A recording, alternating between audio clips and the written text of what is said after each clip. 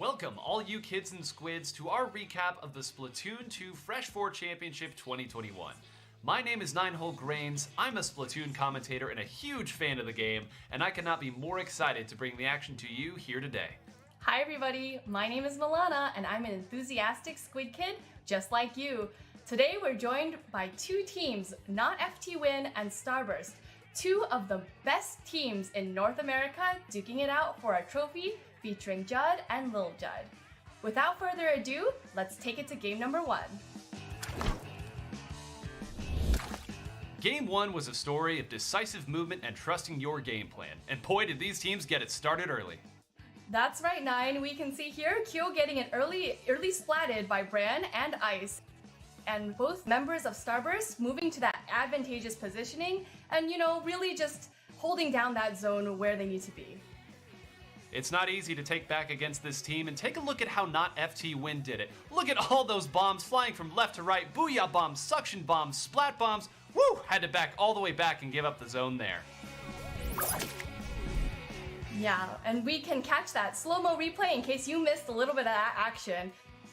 As we can see here, some of those suction bombs running in and trying to catch that zone from Not FT Win. And what is important here to notice is that two members of FT Win trying to combine their specials to hold that zone, and because there's power in numbers, Nine. There absolutely is power in numbers. I see what you did there, and this is actually a strategy that they used multiple times throughout this game. We actually have it from the perspective of Bagel this time, who is lined all the way back, tossing the suction bombs from as far away as possible, understanding that they need to stay on the map if they want to take the zone. At the corner of your eye, you'll also see that Kyo had jumped down with another bomb rush as well. It was just enough to take the zone back as they were on the verge of defeat. With just over 10 seconds left, they bought themselves some more time. And like we said, positioning. Biscuit here is taking kind of a dangerous position and unfortunately gets picked off by Ice, but Ice here using that pick to make space and take a more advantage spacing so that they can protect the zone. The two teams traded punches back and forth through the rest of it until this final decisive hold here from FT Win.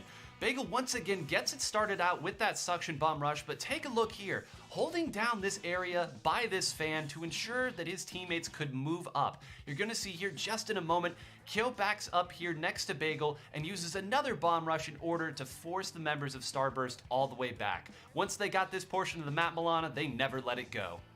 That's right, Nine, and we see that timer ticking down, and this was the decisive play that gave them the victory.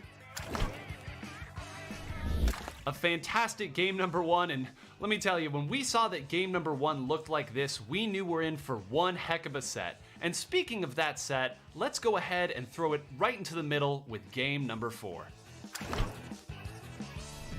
As we enter Game 4 of the Fresh 4 Championship, Not FT Win only has one more game to claim the victory. Starburst is going to have to make some big changes, so they opt to change their weapon composition to something a little longer ranged. What Starburst gained in a bit of range, they gave up in mobility. About halfway through the game, Not FT Win took advantage of a slight overextension and used that speed to swarm the members of Starburst as they went on to score big. From there, it was a hop, skip, and a jump to get a huge lead that they would hold until the game's waning seconds. And with 30 seconds left on the clock, Starburst is going to have to make some big moves to get some points on the board. Brandroid taking that left route over there and getting a pick off of Not FT Win is going to be huge. It's going to give them a little bit of area to move forward, and it's going to make Not FT Win retreat.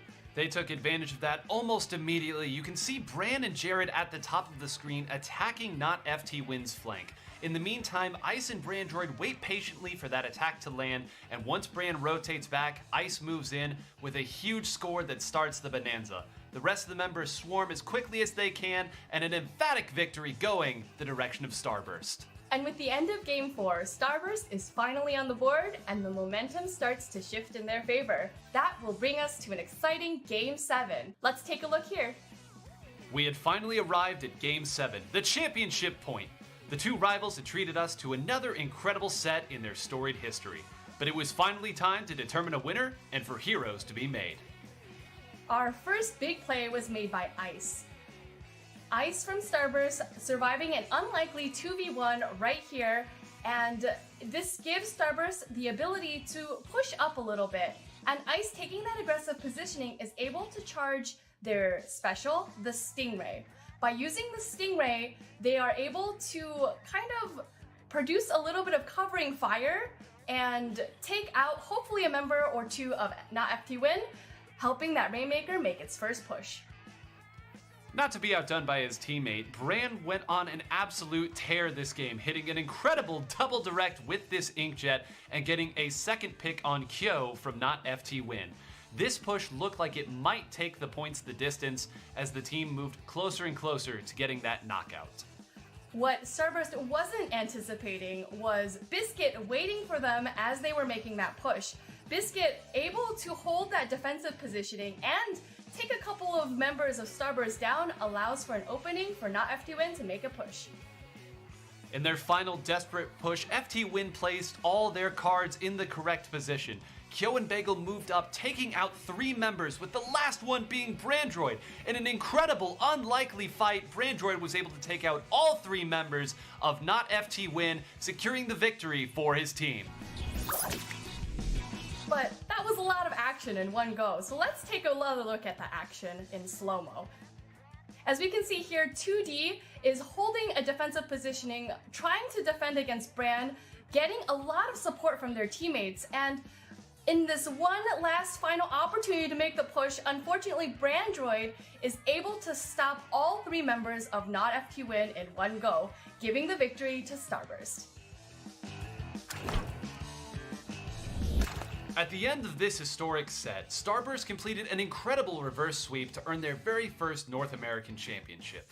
And 9, I for one cannot wait to see Not FT Win and Starburst duke it out on the battlefield once again. We've hoped you'd enjoyed this recap of the Splatoon 2 Fresh 4 Championship 2021. Until next time, stay fresh!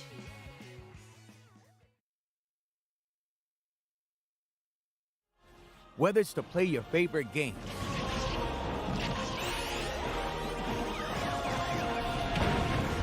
to play for school pride,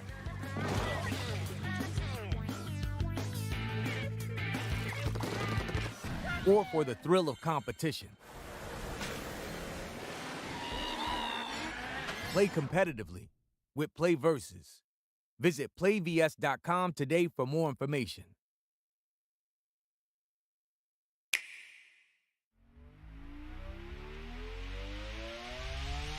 In this house,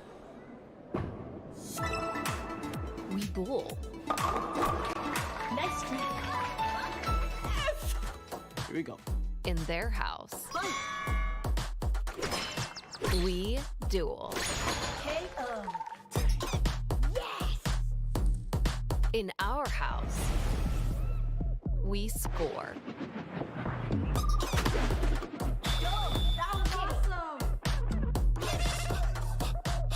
We love teaming up. Play.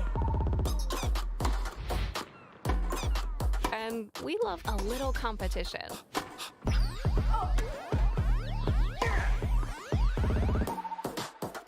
Oh, it's okay. You got it next time. You got it next time. Ready? Whether it's with family, friends, or rivals near and far. This is the end. Block. So whichever sport you choose, victory could be just within reach. You ready to play? Nintendo Switch Sports. Available now only on Nintendo Switch.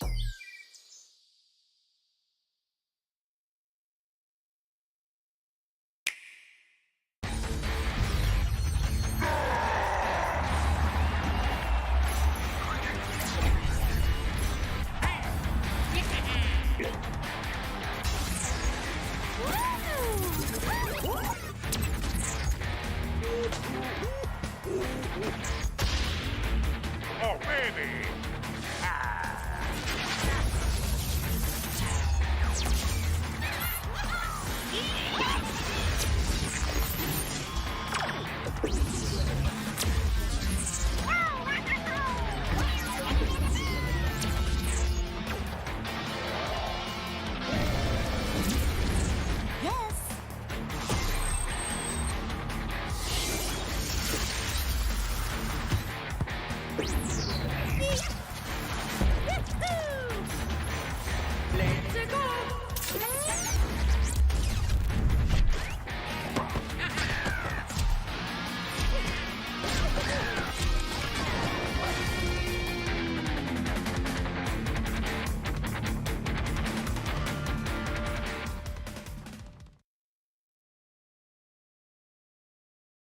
Well, happy Saturday and welcome into Event 3 of the Splatoon 2 Inkopolis Showdown 2022. I'm your spray-by-spray host, Jordan Kent, and joining me, two of the finest Splatalists in all of Inkopolis. Let's start with the man to my right. He's just 1 grain shy of 10 grains. We've got 9 joining us, and 9, I know you're very thrilled because we'll get to some of these teams here in a second, but you love the competition we've been seeing week in and week out.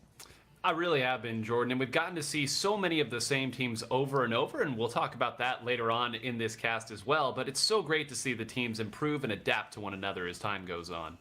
And flying in from Corneria, saying something sarcastic to Fox, of course, we've got Falco joining us for the very first time. Falco, welcome to the Squid Squad. What are you looking forward to today?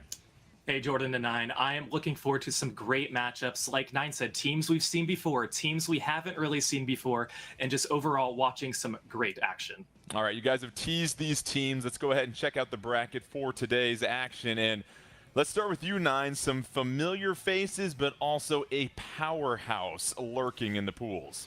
Yeah, take a look right there at the top. Not FT Win. This is 3/4 of the team that dominated North American Splatoon for so many years, bringing up a lot of players that you all will know. Kyo, Shaq, Bursty are here, but they're up against a very wily team in DNA. They are the epitome of just punch harder, and if they get one opening, they can take it the distance. And Falco, we see Super P and Ryu, a couple of familiar teams we've seen in the last couple of Inkopolis Showdowns. They finally face off against each other in the semifinals.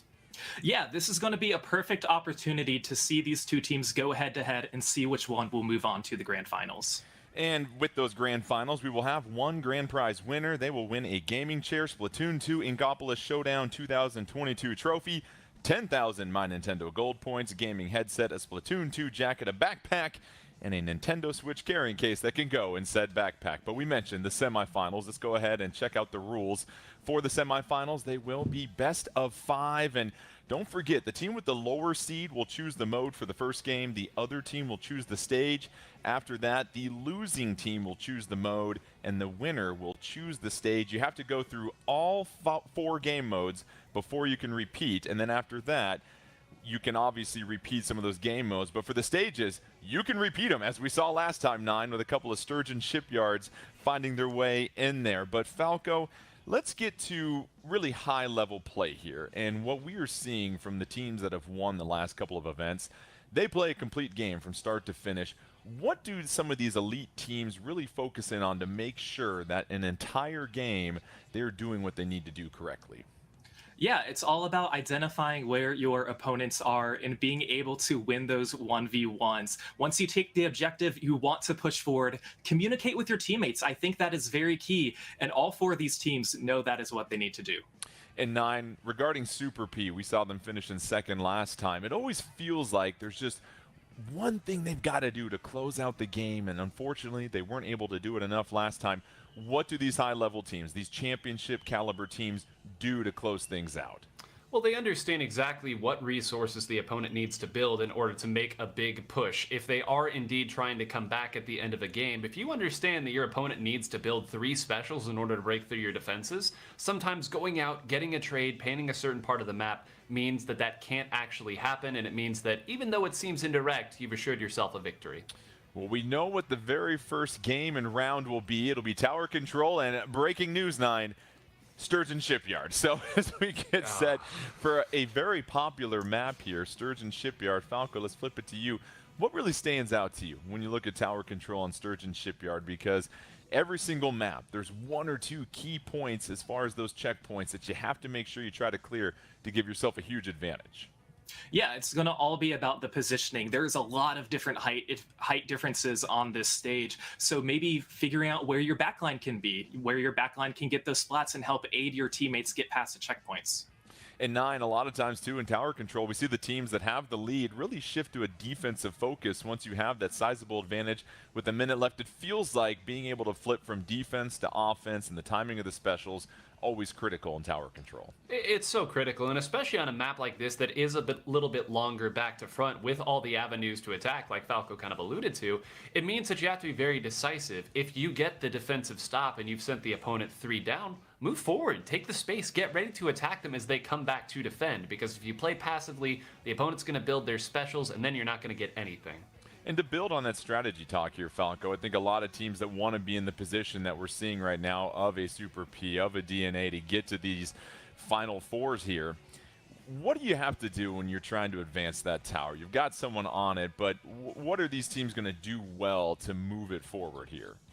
Yeah, it's, again, all going to be about positioning. You want to be in front of the tower. You can't have the tower be the one guiding the path. You need to have your teammates in a good position. Call out those people who are trying to flank to try and get the person on the tower. So communication. And it really feels like, Nine, avoiding the numbers disadvantage while you're on the tower, because you really are playing some 3-on-4 at that moment with your person on the tower. Of course, providing a little bit of aid, but they're moving at a slow, gingerly musical pace most of the time. Yeah, and that's why you have certain weapons that tend to do that. A lot of times you'll see a team put their Ink Armor user there because it's a global special, right? They can paint as they're moving forward, throw the special out. You'll see some people fire Tentamissiles from on top of the tower, and then, of course, the tried and true have your backliner be on the tower because they've got the range to contribute anyway.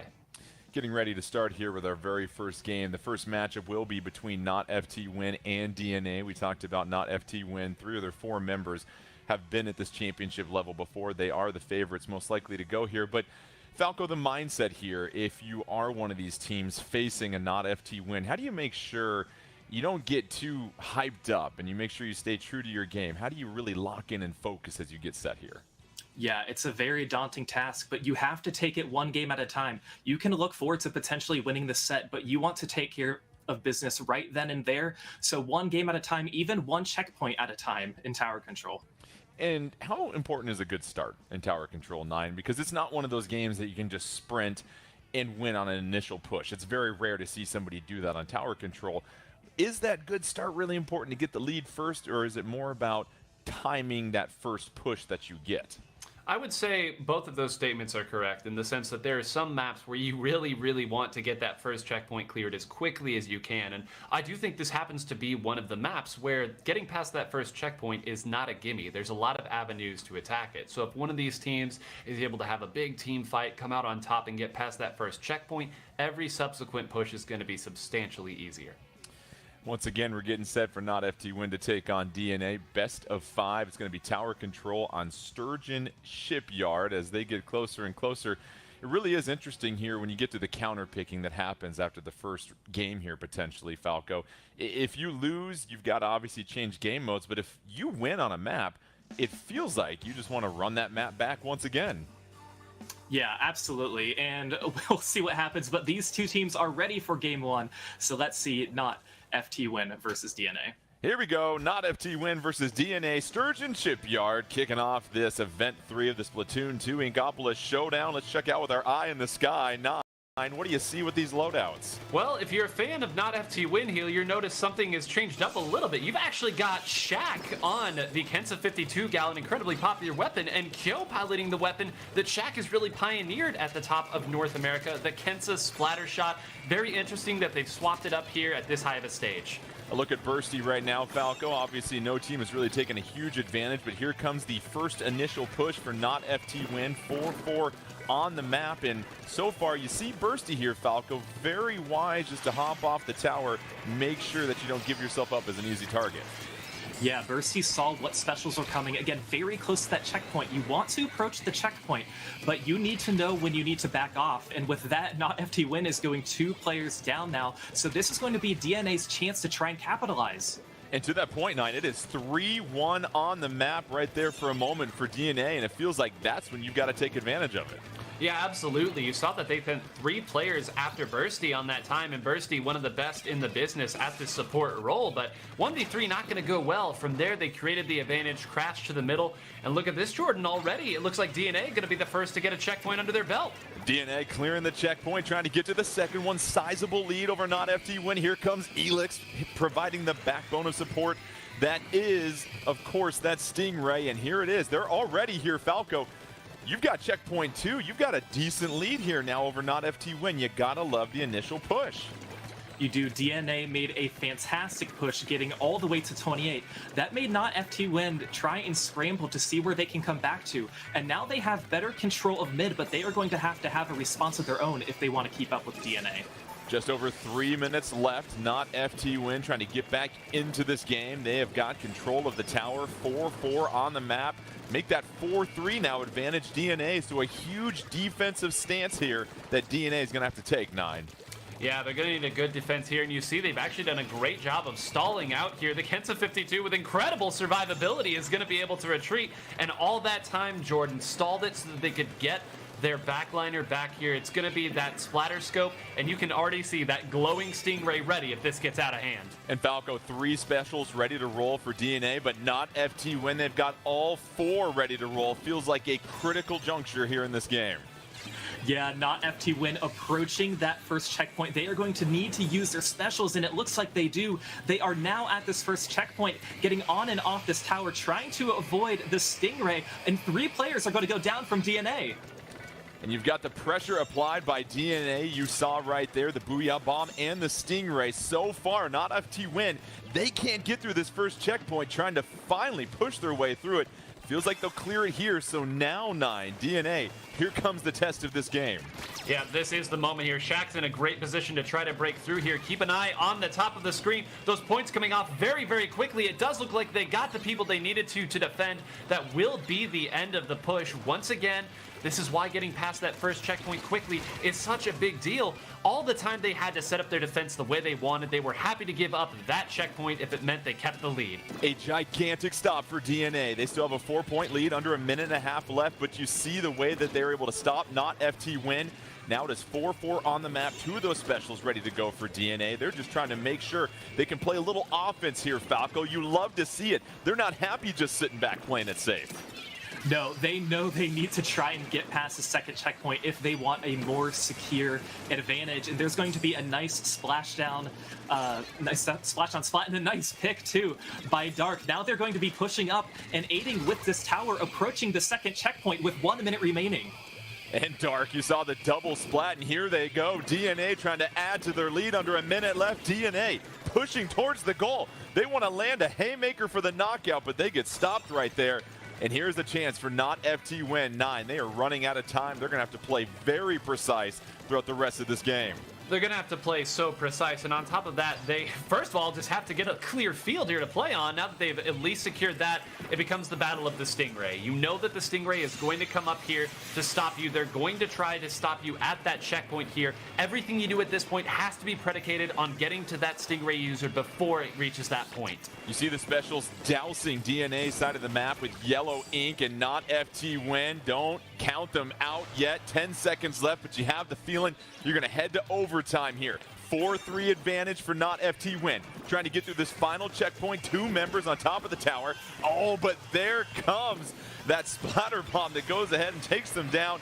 And then one more chance to Booyah Bomb. Is it enough? Not FT Win trying to push through. And they hit the brakes. And how about the defense by DNA 9? Unbelievable finish to this game by DNA. I would love to see an instant replay of that last moment. I think that had they not had the ink armor, they might have actually gotten the lead there. That splashdown came at the very end. 1 player remaining, T, had the ink armor up with just 1 point. If you eat that damage and survive just a little longer, you might get the lead off of that. Instead, pinballed off the tower. And what an amazing way to start our event today. And that's a huge win right there, Falco. You talk about a confidence booster for DNA. They come out and they're able to stop not FT Win, not once, but twice there in the second half of this game to make sure they secure their lead. And you have to love the way they stayed aggressive towards the end to build their lead, because if they don't do that, I don't think they win this game. Oh, absolutely. DNA did a great job building their specials, knowing that not FT1 was going to push, coming at full force, trying to get past that checkpoint and taking the lead. But DNA, just the perfect defense, perfect special usage to prevent that cap. So DNA picking up the first game. This is best of 3, mind you. So it will be interesting here, 9, to see what game mode not FT Win goes with. And if you are DNA, you have a chance to go ahead and possibly choose the same map. So again, first team to win 3 games obviously is going to win the best of 5 here in semifinals to move along. DNA picking up that 1 crucial win already, 9. Yeah, and this is kind of the interesting point because I would say that both of these teams traditionally have been very strong on tower control. So, and presumably a 9-8 game at the very end would tell you that both of these teams are indeed strong on it. So this really can set the tone for the rest of the set, as you alluded to. Also very curious where we're going to be heading next. And of course, it's going to be that losing team that'll get a chance to change the game mode. But DNA, we'll see if they want to stay in Sturgeon Shipyard. And really what you like to see, and we keep referencing it here, Falco, they get the lead with the initial push, DNA does. And after one stop, they decide to play even more offense. And it really felt like they timed their specials up well. Every single moment where it felt like not FT Win was threatening, you saw 2, maybe even 3 specials ready to go for DNA. Yeah, DNA knew that not FT Win was going to come in at full force. The game lasts 5 minutes and it went into overtime. So you have all this time that you have to think, okay, they're going to have many opportunities to try and push forward. We can't let loose. We have to come in and try and stop them. And again, that's exactly what they did. They had a lot of time. They had 7 points remaining to allow not FT Win to try and approach them. But still, they did a great job in preventing that. And now with not FT Win having a counter pick of their own, you got to wonder what DNA is running through their mind. And we talked about it at the top here, Nine. At those critical moments where you know that there's a situation that's most likely going to decide what's going to happen in this particular game, DNA was there. They had the bodies on the map, and they had the specials ready to go in order to play defense when they needed to. And one of the wonderful things about defense is, and like you said, we alluded to this at the start of the show, you know what the opponent has to have in order to break through. So you can relent a little bit, fall way back, knowing that FT Win has to come to you if they want to prevent your long-range specials from stopping their push. You relent back a little bit, they have to come to you, you pick them off there, and eventually they're going to run out of people to throw at you. They timed it up about as perfectly as you can, 2 points separating victory from defeat. So, Falco, we're going to have Rainmaker on Walleye Warehouse, and so this is always a really exciting and possibly quick game that can happen. What do you think comes to mind when you look at this map and mode? What are these teams thinking about most? Yeah, so this is a more narrow map than what we have seen before. So we may see things like Tentamissiles, Stingrays are going to come in handy. And with having that narrow map, there's not a lot of room on the sides that you can try and get some flanks. So these teams are going to have to keep their communication up and call out where these members are. And you mentioned a narrow map here. Does that change the loadout for some of these teams here, Nine? Are they still going to stick with their main weapon, or do you possibly go with something else because this map is so narrow? Yeah, I think Falco said it perfectly here. If you've got someone who is proficient with the Stingray, this is the time to bring it out here. You can sit wherever you'd like on this map and be a threat to extend the push. Of course, Tentamissiles, Ink Armor, we've seen it all before. And I don't expect we'll see too much change. Maybe some slight nuances. Maybe T-switching over to the custom Jet Squelcher as opposed to the vanilla Jet Squelcher that we saw in that last game, but I would expect more of the same. And obviously, this is a tough one to get a knockout on, Falco, because there is just so much happening right near spawn when you get a chance to possibly dunk that Rainmaker. So it really feels like any team that can possibly just get that knockout or get as close to it. Oh, and look at this. This will be interesting here because you see right now only 3 members of, I believe it's going to be not FT Win on the map. If it is a disconnect in the first 5 seconds, you go ahead and re-rack the action. So we'll go ahead and get this thing lined up once again and get everybody in their positions back in the starting blocks here. But going back to this map, it's a hard one to get a knockout on, Falco. It really feels like we're going to have more back and forth like we saw in Tower Control just recently. Yeah, certainly. And I mean, like you said, the podium is pretty close to spawn. So right when a Rainmaker gets close to spawn, you're throwing everything you possibly have. You're throwing all of your sub-weapon. You're trying to pop that barrier as soon as you can, trying to splat the enemies who are inside of the barrier or inside the barrier explosion range, and to try and push that Rainmaker out because it can get very dangerous. We were talking about advancing the tower, Nine. When you're trying to advance the Rainmaker, what do you need from your teammates surrounding you to make one of those quality pushes here? Well, it's what you need the other team to not be, and that is out of their spawn. You really want to try to get at least 2 or 3 down if you make one of these big pushes. Maybe the last member is off on some other side of the map doing their thing. So I think that especially on a map like this, there are certain points where if you can get past that point, you can really set up a basic defense, use bombs wisely, and go from there. I do want to call out, though, and Falco, I'll toss to you on this one. Kyo brought out a Tentatek splatter shot, and that is that Inkjet special that we haven't talked about at all, but it's going to be very, very useful in trying to break through stalemates here.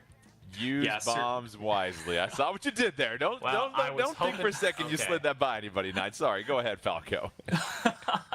No, it certainly is, and it's not a special that we see all the time anymore. But again, that's the special that you're going to try and push players back more so. You know, you're going to try and focus in on one player. Hey, who's going to be trying to contest my Rainmaker carrier? I need to take them out first because they're our biggest threat. And of course, controlling the Rainmaker is important too, and putting that pressure on being able to pop the Rainmaker shield, that's huge as well too, Falco, because a lot of times when things are reset back to the neutral game, if you want to use a fighting game reference, whatever team can clearly control that Rainmaker shield, that in and of itself applies some extra pressure on the opponent. Yeah, and it certainly does, and that's something we'll see these players do towards the end of the game if they have the lead. A lot of the times they'll want to get this barrier very big, but they don't necessarily want to have to pop it. They want to have their enemy teams work extra hard for them to get the Rainmaker. So once again, as we get set for Rainmaker and Walleye Warehouse, we had a brief little disconnect before the game even started, so we'll get things going again between Not FT Win and DNA. But I go back to DNA picking up that first game. That's got to be a huge confidence boost, and they really did what they needed to from start to finish to close that game out.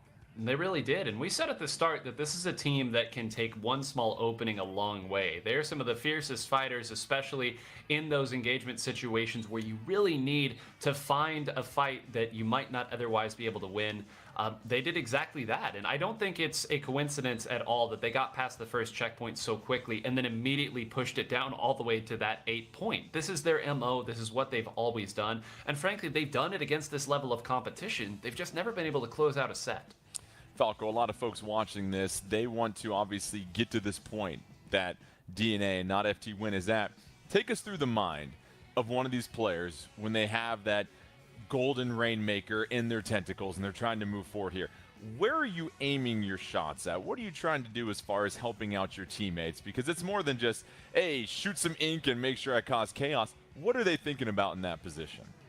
Yeah, sometimes they want to shoot some ink and push forward and try and paint the ground, but you're also trying to push your opponents back. The Rainmaker is a very powerful weapon that you can choose in this game. So if there's a player who has very good aim who typically uses a backline weapon, it's kind of similar to maybe like an Explosher. If you have a player who's very good at that weapon, that's going to be good for them to use. And I know some players are better at using the Rainmaker than me. A lot of players are actually. So, you know, a lot of players like to use it as their main weapon choice, but when they are comfortable with it, it's just going to make it that much easier for their team. And then that brings up a really good point. Do you want typically your backliner to scoop that thing up, or is it closest person nearby, grab it? There's got to be some strategy as far as which team member you want to control that. Yeah, typically you'll see whoever is your ink armor user be the one that grabs it. They'll use their ink armor to send everybody else forward. They'll grab the Rainmaker at that point and follow behind their supercharged teammates. But Jordan, you and I have played enough and lost enough Rainmakers with each other to know that there are times where the goal line's right there. You got to grab it and go. You may be the lineman and you might not be the ball-hawking cornerback, but if it's there, you got to grab it and go. And that's one of the things that makes this mode so dynamic. Yeah, once again, we're getting set for Not FT Win and DNA to get things rolling here. And you saw at the win and loss screen afterwards that you had everybody at X rank. And Falco, for folks that are playing at a competitive level, many of them are at X rank, but there are some people here that are still trying to get there possibly. From your experience, what do you notice about these players that are able to get to X rank? What is it about them individually that really stands out in their skill set? Yeah, it's about game awareness and knowing where to position yourselves and knowing where to spot the enemies. When we play ranked mode, you can't verbally communicate with your teammates. So that's something different than what these players are doing now, where they're all likely talking to each other. But you just need to be aware of the weapon that you have and what role you have when you're playing the game. And that's what it really seems to come down to, Nine, is that game awareness, right? Understanding when you make a push, when you use the special, and being able to do that without communicating is one thing, but then you add in the communication element of getting four teams together. It seems to be that you can't just slap four talented players together. There has to be some chemistry and communication that helps elevate them. Absolutely. It's one of those multiplicative things instead of additive. If you get a team like not FT Win back in their original heyday when they had all of their players, they were able to beat teams of players who might have more individually skilled players simply because their coordination was that good. And this is too fast of a game to be reactionary. You have to have the awareness to know where the pushes are coming from before they start. All right, the long-awaited drum solo as we get set here. We have got Rainmaker and Walleye Warehouse. Not FT Win in the yellow, DNA in the blue or purple, depending on how you see it. Both teams advancing towards the middle. And Falco, looking at these loadouts, anything that stands out to you with either one of these teams? You know, Nine referenced this earlier, but we do see the Tenatech splatter shot with the Ink Jet. So that's going to be something that Not FT Win wants to use to try and push forward. All right, an early look at T as they brew up a Stingray and applying instant pressure. DNA losing one member as Not FT Win, still letting the Rainmaker sit at the middle. It feels like here, Nine, Not FT Win is trying to get everybody in position before they start moving around. And here it is. We said it already. I love it when a plan comes together. Kyo immediately pushing forward is going to get taken down on the recall from a nice shot from Helix, who actually gets another player. Helix may have just stopped this one from going all the way to the teens and potentially even further. And this poor Stingray is really not going to have a great target, but why not? Get it across the map. Infinite range. And you see right there, Helix taking care of business against Kyo, and will pick up the Rainmaker. And just like that, DNA flexing the defensive muscle we saw before. Helix surrounded by some of their teammates. And quickly, Not FT Win, you see here Falco making sure they cover a lot of the turf in front of their half of the map. Yeah, and that's exactly why DNA is trying to push this right side. They knew if they were going towards the middle, Not FT Win would try and get these splats. But look at all these DNA players trying to protect the Rainmaker. And the Rainmaker's still alive, but we see Not FT Win coming around the side and taking them down. Yeah, you saw it right there, Nine. DNA stuck in a bit of an aquatic mine of yellow ink, just could not get out of there. Now it's an opportunity for Not FT Win to kind of reset this game. Yeah, the remaining members of DNA actually did a really good job of being nuisances there, and Luke gets a really important pick on kill. That's going to mean that the members of FT Win aren't going to be able to come back and take the center of the map for free. These Kenza 52 gals are going to do their thing, but look at this, a jump out, and there's an opportunity for another push if they so choose. They've got to hustle and get to that Rainmaker, obviously in a very tight corner there, but you see DNA able to burst the shield, and however, that is going to be a key pick for Not FT Win, and Kyo gets another one. How about that, Falco? Yeah, this is actually looking very nice for Not FT Win because this Rainmaker is in a very tricky spot for DNA to pick up, which is why Not FT Win now picked it up as they're going to try and extend their lead. But we do see the Ray coming out from the side of DNA, and it's actually going to take the Rainmaker down, and the Rainmaker is now going to be back at mid. Booyah bomb ready to go here for Luke, and you see Luke at this moment trying to move forward here. Rainmaker in possession of DNA, and here is Landon trying to advance it, and right now 4-3 on the map for DNA, and so DNA striking back, taking the lead, and they are stopped just short of the podium. What a push by them, Nine. Yeah, incredible stuff, and this is the point total that you really want to be at. How about even better, a knockout though? Another frontliner was still there, and a crazy shot at Kyo at the end to get it done. But Jordan, we said this earlier, DNA is a team that only needs one opening. Once they get the momentum going, once they get excited, this is what it looks like, and this is against some of the best competition that you can find. Must be something about the genetics, because DNA now 2-0 advantage over Not FT Win, and it was crazy there, Falco. Felt like Not FT Win had control of that game for the most part, but then DNA, as Nine said, just needed one moment, and some of those critical picks, along with the defense they played at the beginning of the game, set them up for success once again. Certainly, and that just goes to show the fast pace of Rainmaker and making sure you want to have it a player advantage and applying that pressure and keeping that pressure up even when you get the lead. You want to try and secure that knockout, and that's exactly what DNA did. So Nine, Not FT Win, they're down 0-2. Backs against the ropes. It might be not playing much longer after this if they don't turn things around here. How do they respond? Because it really hasn't looked like they've been dominant at any moment the last two games. And we're not being harsh at all. It's just we have seen the caliber of some of their players here, and this is unlike what we typically see from them. It is, and they're just the moments where you would expect to see the coordination that FT Win was traditionally known for, that this current iteration hasn't quite been able to pull together. There was a moment where Kill was pushed really far ahead of the Rainmaker there, trying to set up maybe a pick, trying to make sure that they couldn't set up that Stingray, and got taken out a little quick, maybe revealed the position a little bit too soon. There's just these slight disconnects, and when you're up against players of this caliber, that's all it takes.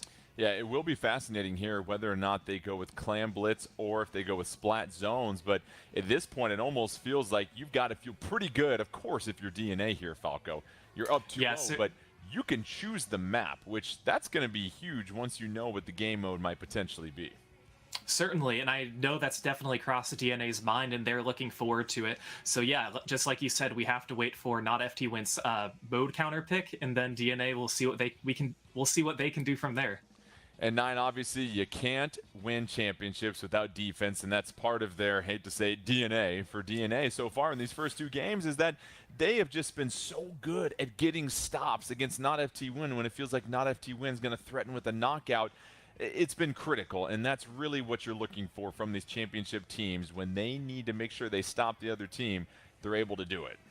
And they've done a great job of picking maps that favor them, too. That last map there, you saw exactly what Helix on that splatter scope was able to do. Knowing that there's an uninkable narrow surface that the opponent has to come down, that's exactly what you want in a game of Rainmaker if you have the Charger on the map. So I'll be very interested in seeing where they counterpick and if they continue to play to the strengths of their backline. Well, the good news is that counterpick just came in. It will be Splat Zones at New Albacore Hotel. And looking at this combination here, Falco, what comes to mind? Yeah, backline weapons. I mean, there's a lot of greats on this stage where having range is definitely going to come in handy. So yeah, I imagine we're going to see longer range weapons. And with the Splat Zones, this is one of those games, 9, where you definitely want to get out to a fast start because it can be a quick knockout as soon as you can take control of that zone. And then, of course, after that, you want to advance forward. But is that kind of hard on this map when you have those grates that you must traverse to get to the other opponent's side? I will say what makes it hard on this map is because it's very easy to overextend. When you get 4 down, your first instinct is to, hey, let's move forward here. Let's ink up on the sides of the map. Let's try to get them as they drop in from spawn. But in doing so, you expose yourself when you might not need to necessarily. And that's why backliners tend to be so strong on this map. You can contest zone and force the enemy back without ever worrying about overextending at any risk to yourself. And that's a really good point, Falco, because when you are overextending and you're trying to split the troops up in 2 different sizes, you can really open yourself up for the opponent to kind of bounce back here. So we'll see how it goes. We're getting set. Splat Zones. New Albacore Hotel. Cannot FT Win pick up a game, or will DNA get the sweep? And we'll take a look at the loadouts once again. And Falco, we'll go to you again. Anything different this time around? We certainly do. We see the Deco and the 96 gal. So we have what we call quad shooters. Or no, I'm sorry, they have a blaster too. So very close to quad shooter. But we do see the backline too on DNA. We see the E-leader. And here it is, DNA taking an early lead, 87 to 100, and they've got a numbers advantage here, 9, so how about that? Not FT Win was able to get things back to neutral, but now all of a sudden, DNA rolling with double the players on the map. Yeah, they absolutely worked through that entire arrangement that Not FT Win had set up. They had split up their ranged players, and I think because of that, it was very easy for DNA to identify where they needed to attack, where the weakness was, and they've moved as a unit. Every time I look at this screen, there's at least 3 DNA members next to each other. And DNA dancing around those Tenta missiles. You see the bubbles coming out, and still in control, DNA racking up the points and building the lead on this initial push. Not FT Win finally able to grab control of the zone, and now it's 3-3 on the map. We'll see if this is something that Not FT Win can do here, Falco, is secure the zone and then finally advance. Yeah, they're doing a good job getting a few picks as they have a lot of paint around the zone. That's just as important as taking the zone. You want to make sure that the enemies don't have any opportunity to try and push forward.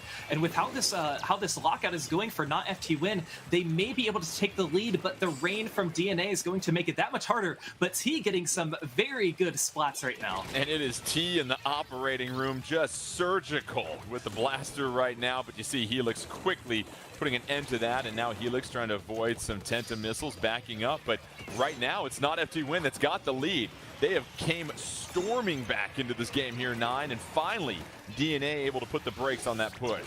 Yeah, that was a huge, huge shot there from Helix. An incredible shot. I didn't even see Kyo hiding there. That might have been enough for them. If Kyo was able to find one pick there, that might have been just enough. And again, a pick onto Kyo, just enough over damage to get through that ink armor as well. Another member of FT Win is going to go down, and Helix has almost single-handedly kept this in this game. And take a look at this, only a few more points, and they'll start scoring. And Helix, just a one-person wrecking crew at this point, and it is DNA in full control. Not FT Win. They've got to scramble. If they lose this game, they are knocked out of the tournament. It will be DNA going to grand finals. Dark facing a 2-on-1, picks up one. Here comes the shield. Dark trying to dance around, and Dark, how about that, Falco? Yeah, Dark doing a good job. Just look, that is going to be a full player wipe, and DNA is going to be walking into the grand finals. Oh, it is curtains for not FT Win. 3-0 the sweep for DNA, and it is Dark turning the lights out on any championship hopes for not FT Win. And what we just saw there, 9, was an unbelievable one-person display of Splatoon perfection. Yeah, and you'll see right there, the splats and assists number there, that's only 4, but all 4 of those were crucial. Again, I want to reiterate, they were sending everybody over to the right side when they were trying to get that push to take the zone again and stop not FT Win from getting the victory. Kyo was positioned pretty much perfectly. I guess got called out at a certain point there. The flick went over and got the shot, and that, again, gave them the opportunity to make that counter push. And then from there, the range comp did its thing. And really, Falco, just that 2-on-1 at the end where Dark, usually any player in that situation, you're getting splatted or you're retreating, but to pick both players at that moment, that right there might be one of the sequences of the entire tournament. Yes, certainly. And I think, like you said, at that moment where it was the most important, getting very close to that knockout range, and that just sealed the deal for DNA and gave them the win. Well, hopefully they clipped that and saved it to the Switch right there. Let's go ahead and check out the bracket here. DNA, huge upset, some might say. 3-0 the sweep over not FT Win. So all of a sudden, one of the favorites in this tournament goes down without picking up a single game. That'll now leave Super P and Ryu as far as who will meet DNA in the grand finals. But we're going to go ahead and step aside and take a quick break as we get set for the second set of semifinals. It's Event 3 of the Splatoon 2 Inkopolis Showdown 2022. Jordan Kent, 9, and Falco. We'll be right back in just a moment.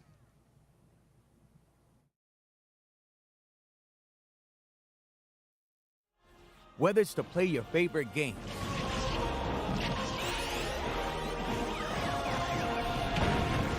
to play for school pride,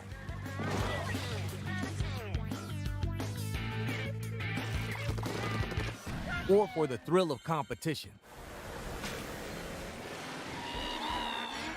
Play competitively with Play Versus. Visit playvs.com today for more information.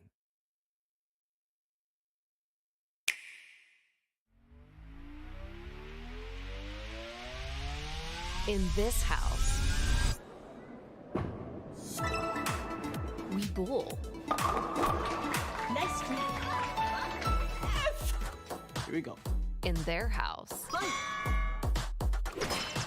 we duel. KO. Yes! In our house, we score. That was awesome! We love teaming up. Play. And we love a little competition.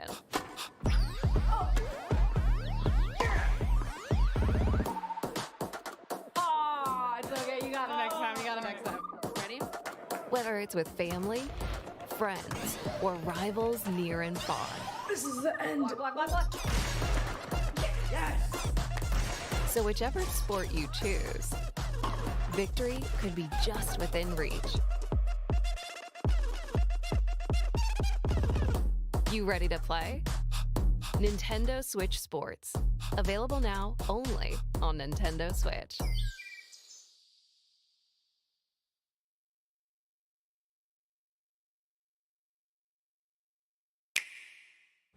brave warriors of Adrestia, the time has come to demonstrate the Empire's valor. We strike at the Imperial Army today. The party's already starting, huh? We have to figure out exactly where we stand in this war. Who knew the Ashen Demon had that kind of strength? I can't believe one fighter could turn the tide of an entire battle like that. We'll claim victory over that monster together.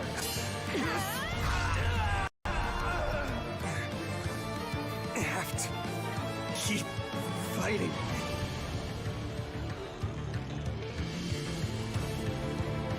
Dying is without productivity. Have you ever read any chivalric romance?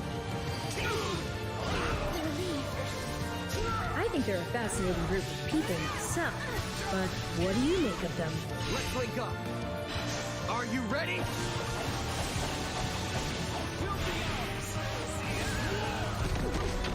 Do try to keep up. Back at you.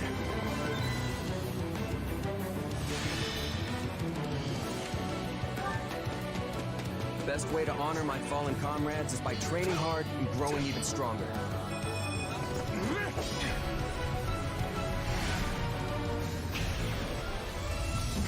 Where do these powers come from? Power itself is neutral. The good or evil comes from the one who wields it. One day that sword might overtake me, and I'll turn into a monster. Not so fast, you two.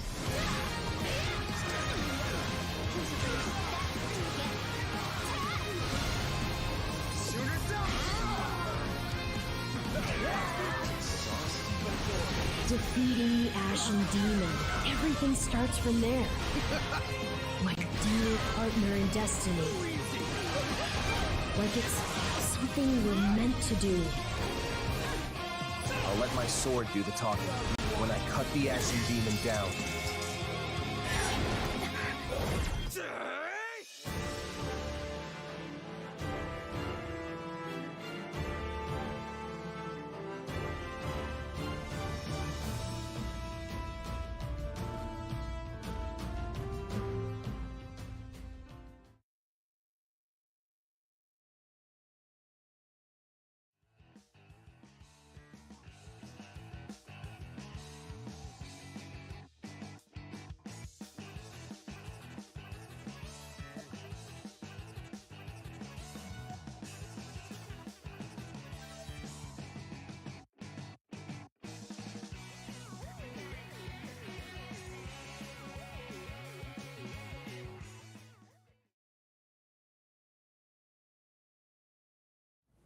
And welcome back to Event 3 of the Splatoon 2 Inkopolis Showdown 2022. Jordan Ken alongside 9 and Falco. And we just saw a huge upset in semifinal number 1 as we go and check out the bracket. It was DNA making quick work of Not FT win a 3-0 sweep and in dominant fashion. So that lines up Super P and Ryu getting set to find out who will face off against DNA in grand finals in 9. Between Super P and Ryu, this is interesting. They've been in the last 2 events, but they haven't faced each other yet in this Inkopolis Showdown. Yeah, viewers of this event are probably very familiar with these two teams at this point because they keep making the top 4, they keep getting close, but neither one of them has quite been able to close the deal yet. So to see them play against each other for the first time in this event is going to be very, very interesting. Well, let's get a rules refresher because we always love following directions here. This will be the semifinal round. First to 3, best of 5, essentially. The team with the lower seed will choose the mode for the first game. The other team will choose the stage, but the important thing to remember, losing team will choose the next game mode. Winning team will choose the stage. You can repeat stages. You have to go through all the game modes first before you repeat again. So Falco, what we saw in that previous semifinal matchup with DNA, really just some high-level play at critical moments from some other players. We are still raving about the display we saw from Dark towards the end, a 1-on-2 situation, able to pick off both players for Not FT win. Yeah, it certainly was something that really sealed the deal for them. And I mean, if you would have asked them if they thought they were going to get a 3-0 victory over not F2 win, I don't think they would have told you that that's what they thought they were going to do. So they've got to be feeling a very certain way. They've got to be very excited and looking forward to seeing who they're going to be facing in the grand finals. Yeah, could have won a lot of power clams on that one there, 9. And so as we get set here, we'll figure out what we're going to see between Super P and Ryu. These two teams, they're obviously very familiar with this stage, so it's not going to feel rather large to them as far as being in the Final Four. But you look at these two teams, and it seems like with Super P, they can play so well during a game. But as we talked about it at the top, they're just looking for those 1 or 2 plays that we saw from DNA, right, to close out a game. Maybe today's the day. Yeah, and believe me, it is not as easy as DNA made it look to get those scenarios. And one of the things that Super P, I think, has done so well over the course of all these tournaments they've played in is they've done a great job of adjusting their compositions. They've got a really versatile squad that can play with some of the range that we saw in the last Inkopolis Showdown, but they're also very capable at fighting with the best of them, and I think that versatility is going to prove a real test for Ryu. Well, I've just received the game mode and map. It's going to be Clam Blitz on. Any guesses here, Falco? Any guesses at all? You know, something tells me Sturgeon Shipyard. You are correct. Yes, Sturgeon Shipyard, Clam Blitz coming up here. So take us through high-level strategy of Clam Blitz here. What are these players at the next level thinking about to make sure they can be successful while they try to collect these clams, get a power clam, fill in the basket, and walk away with a win? Yeah, of course, you want to open their basket with a power clam, but it's not about scoring as many clams in as quickly as you possibly can. It's about extending the basket and making your enemies scramble and struggle. The longer you can keep their basket open, even when you still have clams that you can throw in, that's going to seal the deal and give you the win. And we've seen a lot of creative, coordinated pushes when it comes to Clam Blitz here, 9. And this is one of those modes where when you have your hits, you have to connect, because that penalty, it's really hard just to get past the penalty if you don't have any other clams to support it. Absolutely. Half of whatever you score in terms of points comes back to you as a penalty. So, like Falco said here, sometimes waiting for the best opportunity to make that push is what really ends up mattering in the long run. Yeah, certainly a steep tax when it comes to the penalty here. All right, Super P in the yellow, Ryu in the blue or the purple, no matter how you see it. Sturgeon Shipyard, you know it, you love it. Let's go ahead, 9, and go to you for the loadout here. How much does that matter here in Clam Blitz, and anything that stands out to you? Yeah, it certainly matters here. The one thing that I want to kind of note here is Ryu has brought with them a foil squeezer. And we saw that a little bit. Dark was using it in that last match to achieve that incredible 1v2 at the end. It's got the bubble blower, such a strong special. Some people love it, some people less so, but it is great for making those long sustained pushes last even longer. 3-2 advantage on the map for Super P. Now it is 2-2, and so far nobody has really threatened the basket at this point here, but you see an Ink Armor ready to go, and at this moment here, Falco, if you are Super P, it feels like you're just kind of baiting your time. You can really see this is kind of just an extended neutral game to start it. However, first power clam going to Super P here, Falco. Yeah, it is an extended neutral game, but what's important is you can take part of the objective while it being a neutral game by trying to gather some of these clams.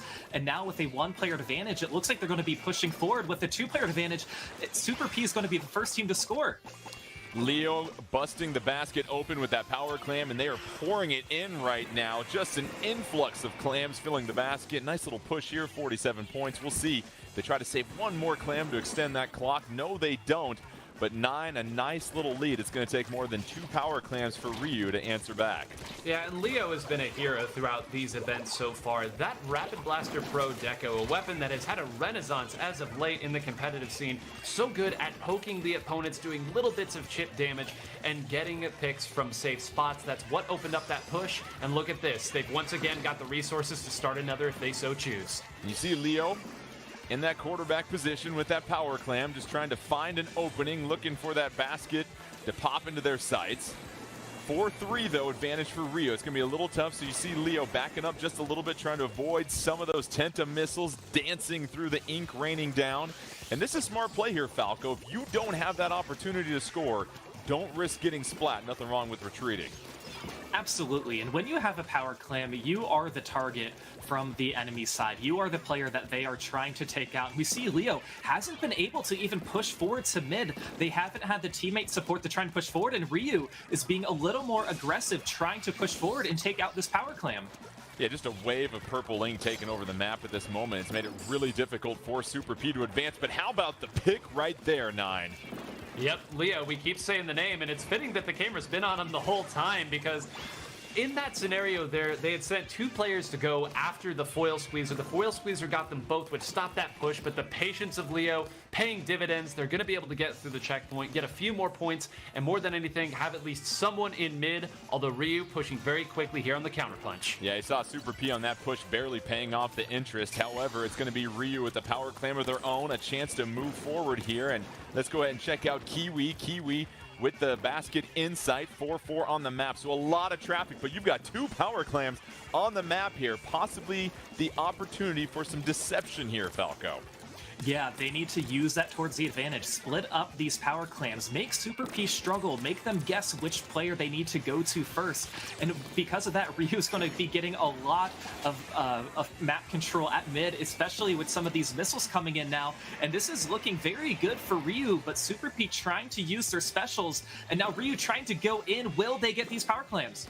And you see Kiwi, right-hand side of your screen, able to sneak in there. Both power clams are able to break the basket, and then a third one comes in. So just like that, 1, 2, 3, Ryu takes the lead with just over a minute left here, 9. And such a great sequence from Nick there. Nick was the member of the team that didn't have the power clam. The deception that Falco was alluding to there allowed Nick to move forward, but that entire time, Nick had 9 power clams to be able to pick those up and get another as the push continues to go. One more clam. Can anybody find it? Ricky grabs one. That's not going to be enough. Miku not going to try to rush forward and throw this one. It looks like the members of Super P were able to converge and get that pick as well. Take mid, but how's about that for a counter hit? Goodness gracious. Unbelievable. Super P will need at least 3 power clams and 1 traditional clam if they want to take the win. Basically, they need a knockout to take this game. Ryu, an unbelievable push right there. 99 points to come roaring back to take the lead. Now it's all about the defense here if you're Rio, Falco.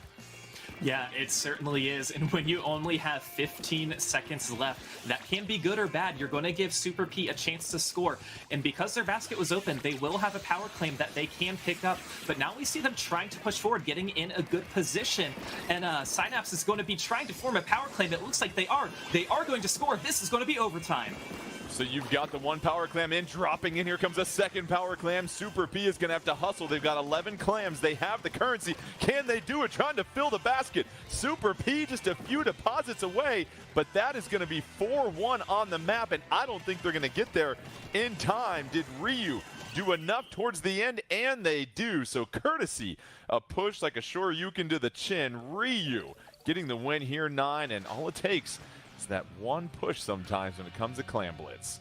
Whew, okay, I can exhale a little bit after a crazy scenario at the end where you know that both of the teams are trying to remain composed, but when one team has enough currency to take the lead back, it's so difficult not to immediately rush at them. Conversely, on the other side, when you have enough currency, you want to throw yourself at the basket and try to score all that you can. So both teams, I think, played that last scenario about as well as they could, but it just proved to be too much of a lead to surmount in overtime. Yeah, it was crazy, Falco. Both teams were really just a couple of clams away from closing it out. We saw that, of course, with Super P. They had a chance right there to kind of make sure they took care of business, but it just wasn't enough. It was Ryu also 1 point away from the knockout, but that's what you love in Clam Blitz. Back and forth going into overtime. These are 2 equally matched teams, it feels like, and we're in for a very exciting semifinals. Certainly, and as much as Ryu would love to get that knockout, they knew they had to shift to defensive mode very, very quickly, because it wouldn't really have mattered if they scored. They had 49 penalty points that they would have had to get through to get that knockout. That is a steep penalty. Some very effective turtling down the stretch for Ryu. They're able to hold off Super P and take that very first game. So now Super P will get a chance to choose the game. We'll see if Ryu decides to go back to Sturgeon Shipyard, but what we saw, 9, was really Super P was in control for the majority of that game. It was just that 1 push that Ryu was able to get, and that's kind of how it goes in a lot of these game modes sometimes. Yeah, and especially in Clam Blitz, where you have such a central thing you can focus on. 2 power clams on the opponent's side. If they try to push forward, you're gonna know. You're gonna be able to call out exactly where it was. But they also had 2 Tenta missiles that they used to open that up. And then, as we said, of course, Nick, the MVP, in that big push, was able to sneak through, won a 1v1, and then the entire time had 9 clams of their own to be able to stack up for another power clam. And I mean, you love it when a plan comes together. I'll say that. And that's the difficult thing for Super P and kind of what we've talked about. Again, not harping on them here, Falco, but we see this. They can dominate a game for 4.5 out of the 5 minutes, but it's just that 1 30-second window at some point where the other team gets a big push. That's the opposite of what we saw from DNA that really was able to hold their ground every single time that they were getting threatened by not FT Win.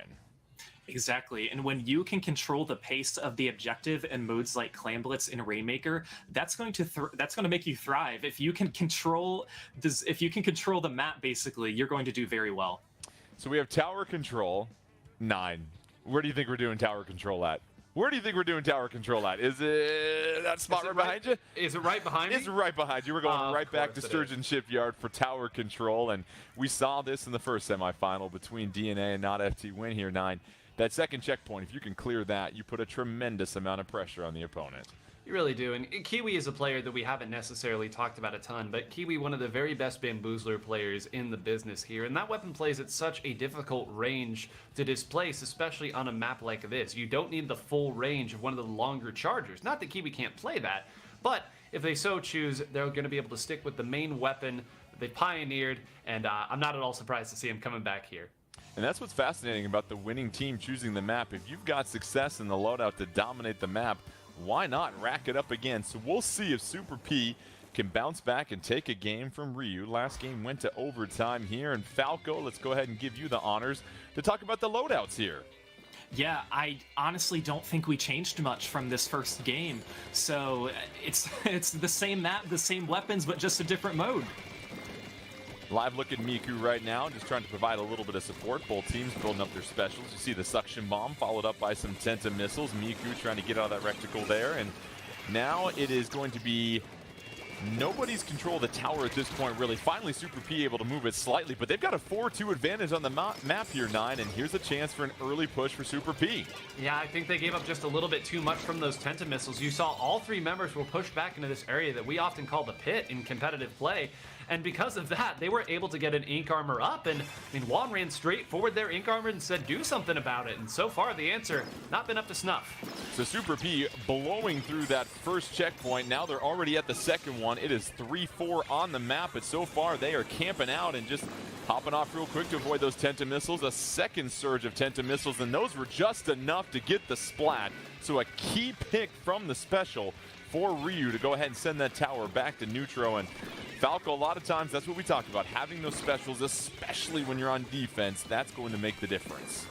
Yeah, and that was a great time, too, because Super P got to their second checkpoint. So if they would have gotten through that second checkpoint, it would have been even more difficult for Ryu. Here is Ricky trying to apply a little bit of pressure on that splash wall. 4-4 on the map. Ricky has those bubbles ready to go, and now at this point, it is Super P advancing that tower, trying to threaten, and the Booyah Bomb catches him, 9. Yeah, a bit uncharacteristic there. You kind of maybe wasn't entirely sure where the Booyah Bomb was getting thrown, moved back a little bit, but all in all, it's going to slow him down ever so slightly a little bit. And a bomb actually is able to take out Kiwi there, so some unforced errors here by Ryu, keeping this push alive for Super P. Super P trying to get the knockout here. They have got the advantage. They've dominated for the majority of this game. It's now 2-2, and they're trying to make their way through the second checkpoint. But again, slow down, and another critical splat for Ryu. The defense continues to be there. Now, Falco, they've got to find a way to generate some offense here and move that tower. They certainly do. Riki was doing a great job getting that flank and able to take the player down from the tower from behind. So Ryu now has more map control, and we haven't really seen that from them during this game. And they're going to actually be taking the tower for the first time halfway through, finally getting some points as they approach their first checkpoint. You see Kiwi trying to get all members of Super P in their sights, able to get 3 out of the 4, and here they are finally getting to the first checkpoint, but some Tenta missiles will force Kiwi to hop off, then back on, and now it is 4-3 advantage. Super P on the map. Booyah Bomb not even close. And oh, just as they try to clear it, a critical splat there, 9. That's some solid defense. Yeah, and that was a coin flip right there. Kiwi saying, come on, checkpoint. Stop. Just get past it there because, again, you laid it out perfectly. They needed to get past that if they wanted this second push to have any real staying power. So sometimes you guess wrong. Ricky with the splat bomb splat. That is critical. 2-2 on the map. You see now Ricky just trying to back up a little bit, being pressured by that blaster, and down will go Ricky. And Super P, they have been in total control so far here, Falco. With a minute and a half, the question is, can they close it out? Yeah, they're trying to maybe shift their mindset now. They want to keep applying this pressure, but they know they have a pretty secure lead, especially because they stopped Ryu at the very end of that first checkpoint. So if Ryu were to come back, they would have to get completely through that first checkpoint again. And 9, you really like this constant flow of specials coming out from Super P. It almost feels like they're rotating specials and not necessarily stacking them, but at least having one coming up every 15-20 seconds just to keep the pressure on against Ryu. Yeah, and that's exactly what they're doing here, and the reason it's working so well is, again, they're always rotating someone up to attack with this as well. You saw a special came out, and then suddenly they're attacking Kiwi. Kiwi has to back up. Now they're attacking whoever is on that spinner there on the right side, and they've never been able to find their footing. They're going to need to take out 2 or 3 of these members of Super P if they want to even have an opportunity to get back to mid. Super P trying to even things up at 1 game each in this best-of-5 semifinal. They are just 30 seconds away. They are pushing it, trying to make their way through the last checkpoint. Looks like they've got a lot of time here, but here come those Tenta missiles moving them off the tower, but they're able to get right back on, and they are looking for the knockout. They want to be greedy. Give them all the bacon in the tray as Super P gets the knockout, and they will go ahead and even things up 1 apiece against Ryu, and that is exactly 9, the type of game we've been talking about from Super P, a start to finish dominant performance. Yeah, and this is why they keep counterpicking to this map, right? This is what it looks like here. They clearly have a great understanding of when the opponent relents on their defense of this portion of the map, we push here. It's not a matter of asking, it's not a matter of seeing, it's knowing. I use my special there, now I move here. And because of that, they're able to create that constant deluge of pressure that we had kind of talked about there. And it's why they make it look so easy. It's coordination beyond what's civilly communicated. It's true game awareness. So this will be interesting now because it's going to be up to Super P to choose the map. And our 2 modes remaining are Rainmaker and Splat Zones before we can reset the game modes here. And you know, you really like what you saw from Super P here, Falco. They were just consistently applying the pressure on offense and always made sure, as 9 said, they were rotating someone up to attack every time they unleashed a special. Yeah, they did a great job with it. All 4 of their players had double-digit splat and assists, and we even saw 10 missiles from their Kansas splatter shot. You gotta love all the 10 missiles, right, 9? And so now at 1 game apiece here, it feels like Super P is maybe gone on to discover something here for the most part, but don't count out Ryu yet. We saw what Ryu was able to do with that 1 solid push. It feels like 9, though, if Super P can always make sure they have got something ready to go with a special when they're on defense, they can avoid some of those lapses where they give up that big push. Yeah, absolutely. And especially on specific modes and specific maps, that can be even stronger. It really does, again, depend on where you're able to set up the people who are trying to defend, who are trying to attack, and vice versa. Well, as we continue along on the Sturgeon Shipyard Championships, we have Splat Zones coming up next on the map here. As you look at Splat Zones here, as 9 just shakes those nice Auburn locks here. The Splat Zones here, it's obviously getting in, getting out, and then pushing the opponent out further here, but the rotation of this map can change things here just a little bit, Falco. Yeah, it certainly can. And I mean, these teams have had a lot of practice on this stage, especially with these 2 teams playing in the Inkopolis Showdown in the previous few weeks. So a lot of practice, and hey, they're both ready for it, I guess. Yeah. So Sturgeon Shipyard quickly becoming the Augusta National of Splatoon 2, it feels like, as we get set for another game mode here. And, you know, really what we saw last time in Splat Zones before DNA and not FT win was a lot of back and forth, but making sure you can win some of those one-on-ones, or in the case of Dark, one-on-twos here, 9, when you've got the zone and the other team is threatening. It feels like more modes than any other, this is where the one-on-one play is critical. Well, especially if you're able to force those by way of using missiles or some other special to separate the opponent. And especially on this map where you have some areas of a little bit more height than what we saw on New Albacore. It's a wide map, but it's not necessarily a tall map. Here on Sturgeon Shipyard, you're going to see a couple members go up to what we call that spinner area on top of some of the grading, maybe even under the zone if necessary. Makes it that much more difficult to keep together and keep composed on the defense. Yeah, and that's what's going to be fascinating is how well can these teams hold the zone down, because Falco, there's a lot of different ways you can approach the zone safely, and if you're trying to advance and push forward, it's hard to lock down all those access ways to the zone. So really, what are you thinking about once you secure the zone and you're now trying to keep the other team out? Where do you think is the best spot on this map to make sure you're not letting the other team come in?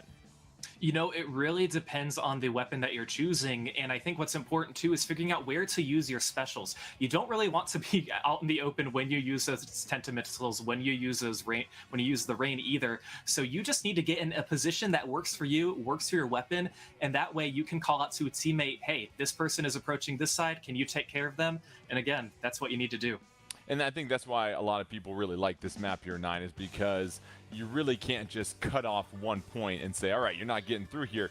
There's always a way to apply pressure. So we'll see how both these teams do. And I'm going to toss it to you, 9. Anything differently you see with this loadout here for Splat Zones? Well, one has gone with the Tri-Slosher. This is a weapon that has been so beloved, or maybe not so beloved, depending on who you are, but it's a weapon that's been used since the very, very beginning of this game, and it's great. It does provide ink armor, but it also provides a lot of chip damage with those burst bombs, and if you let that thing get some steam, it can really put the hurt on you. Ryu quickly acquiring the zone, but they are down 4-2, and all of a sudden they lose control. Super P quickly trying to reclaim the zone. They plant their flag in the middle of it, and now Super P in control, and here's where they're looking at right now. It feels like a lot right now, Falco, they're not trying to push forward too much. They just kind of want to create a nice little perimeter right by the zone. Exactly. They're not pushing up too far. They don't want to put themselves in a position where they get picked off very easily. But Ryu now's coming in with some great aggression. But Super P, like you said, doing a great job just trying to hold them down and getting those picks. And Ryu still unable to claim the zone, so Super P with a really nice opening push here. They're going to get more than 50 points already, make that 60, building a huge advantage under 4 minutes left. And right now, 9, it doesn't look like Ryu's threatening from anywhere. No, a chef's kiss to that defense. You saw 2 specials come in, the members of Super P backed up, and just as they'd expected, Ryu ran right into their defense. So one step ahead in every regard right now. As we get down to just 10 seconds left, that was all the specials. Kiwi's gonna try to make a play happen, but there's already somebody attacking them. It's just Kiwi left, and my goodness, if you blinked, you missed it. I was just going to say the same thing. Super P with arguably the most dominant performance we've seen here today, making really quick work of Ryu.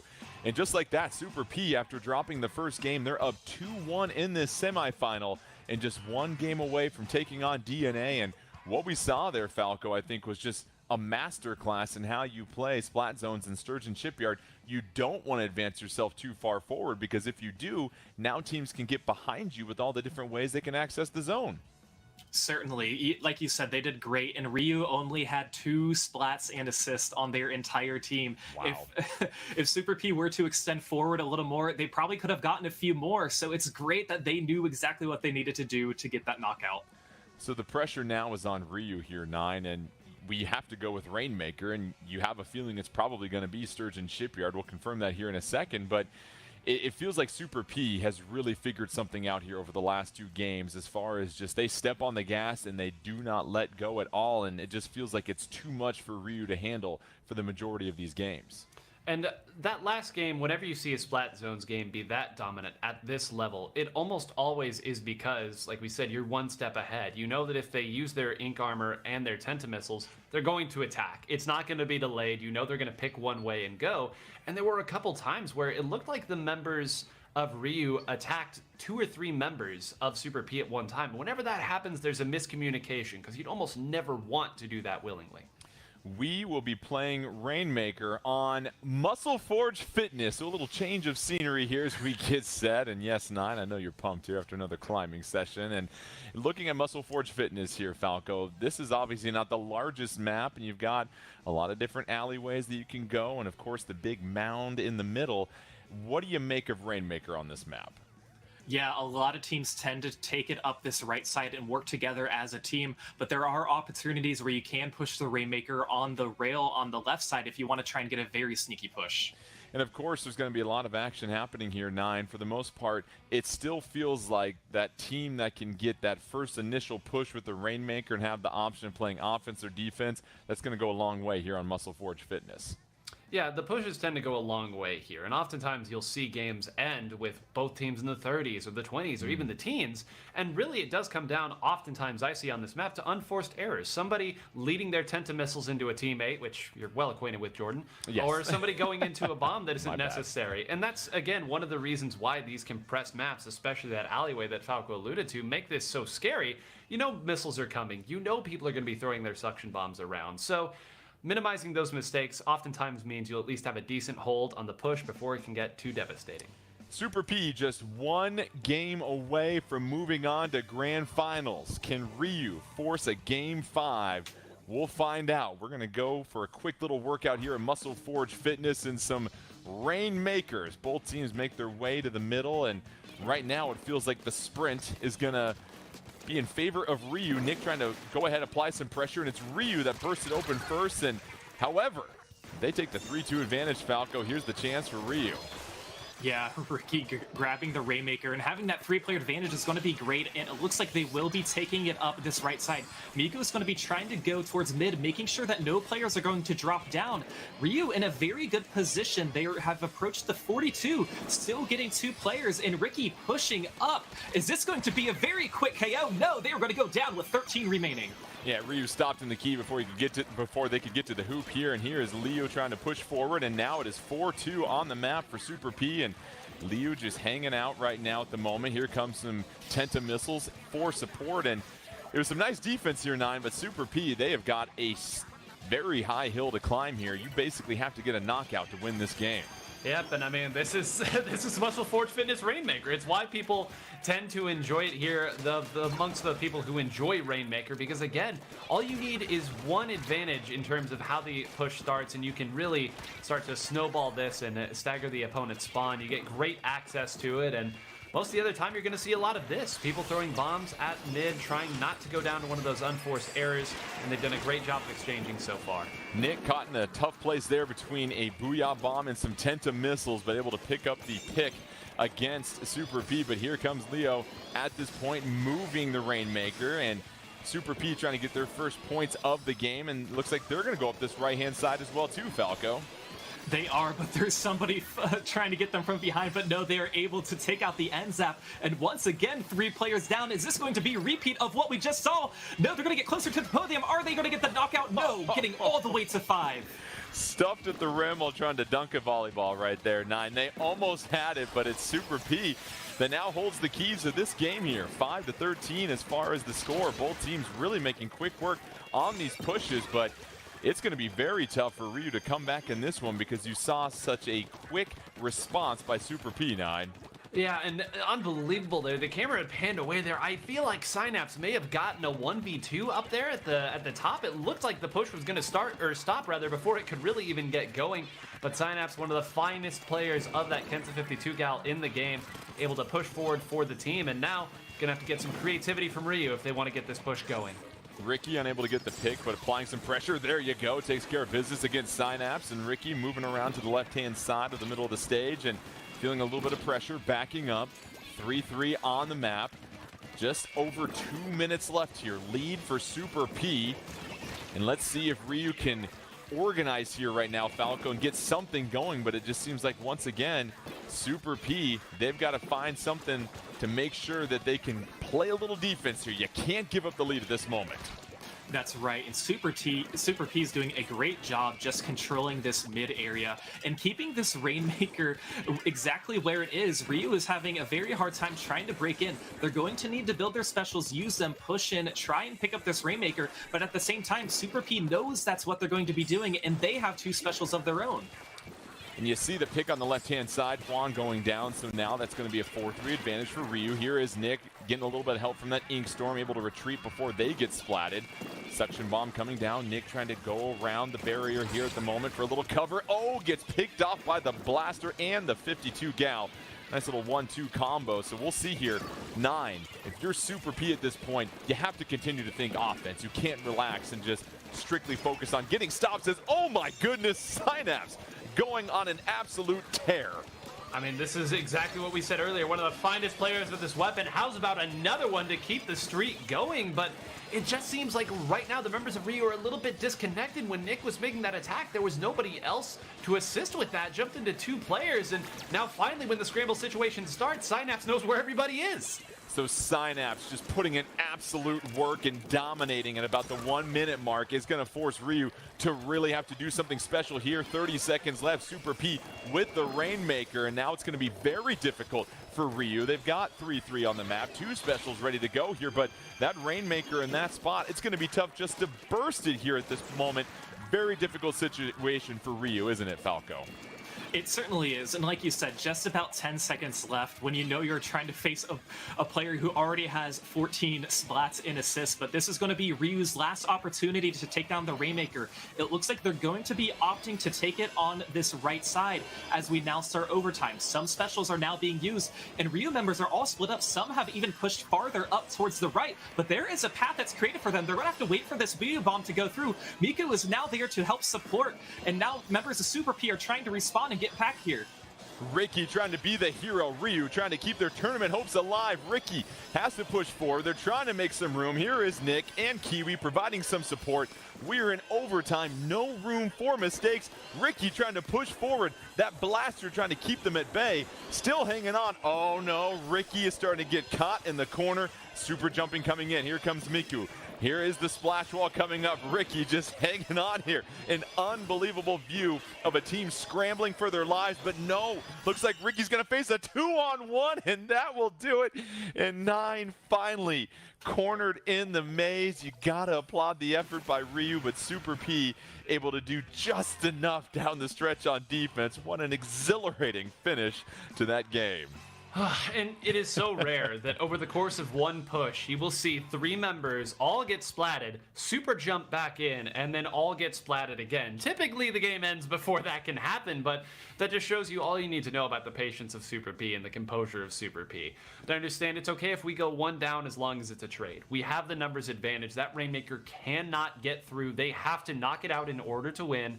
Eventually, the timer's going to run out, or we're going to take it out. Let's just sit back. We don't need to make the unforced errors. They did a great job, and, well, they've been here before. Grand Finals, Super P. And Falco, really the word that comes to mind is discipline during overtime for Super P. They did not panic, and they really made sure they provided that consistent pressure. And you saw there were openings there, but as soon as they opened up, they shut them off so quickly, and so you have to applaud the efforts of Super P down the stretch. Yeah, absolutely. And the patience of Ryu, too. I don't know how much time was left on that Rainmaker, but I can't imagine that there was much time left because Super P just came in at the end and swarmed them and got the win. Let's go ahead and check out the updated bracket now that Super P has been able to take care of business against Ryu after dropping the very first game. They win 3 straight, and it'll be DNA versus Super P, and you get the sense that you're watching Super P improve in front of your eyes. We'll see if they can get that elusive championship. We'll go ahead and step aside for a moment, but when we come back, Grand Finals, best of 7, first team to 4, DNA versus Super P. We'll bring you all the fun as we continue along on event number 3 for the Splatoon 2 Inkopolis Showdown 2022.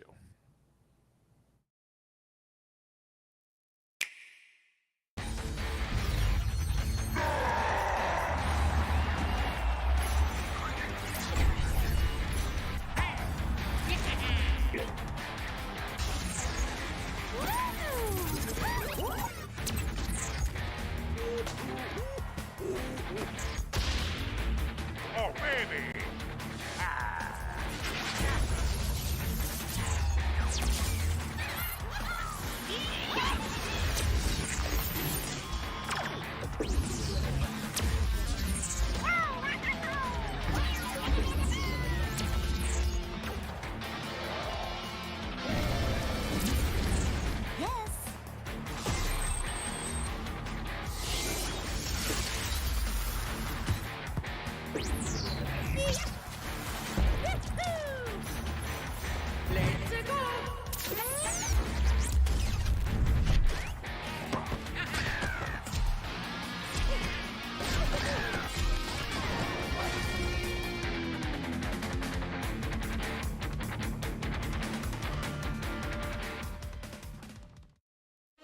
Greetings trainers! This July, it will be 1 year since the launch of Pokemon Unite. Over the course of this past year, many Pokemon have taken part in Unite battles, and new battle types and various events have been implemented.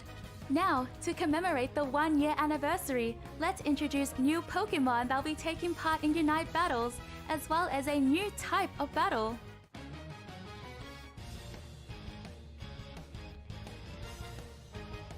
Glaceon joins Unite battles starting July 21st.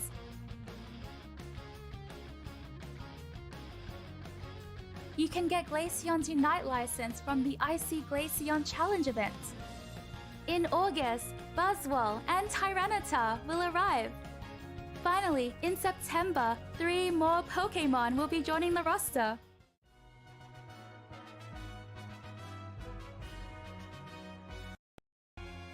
Presenting a new type of quick battle, Boss Rush. Team up with players to defeat powerful boss Pokemon. Unite squads will also be able to compete for rankings in Boss Rush.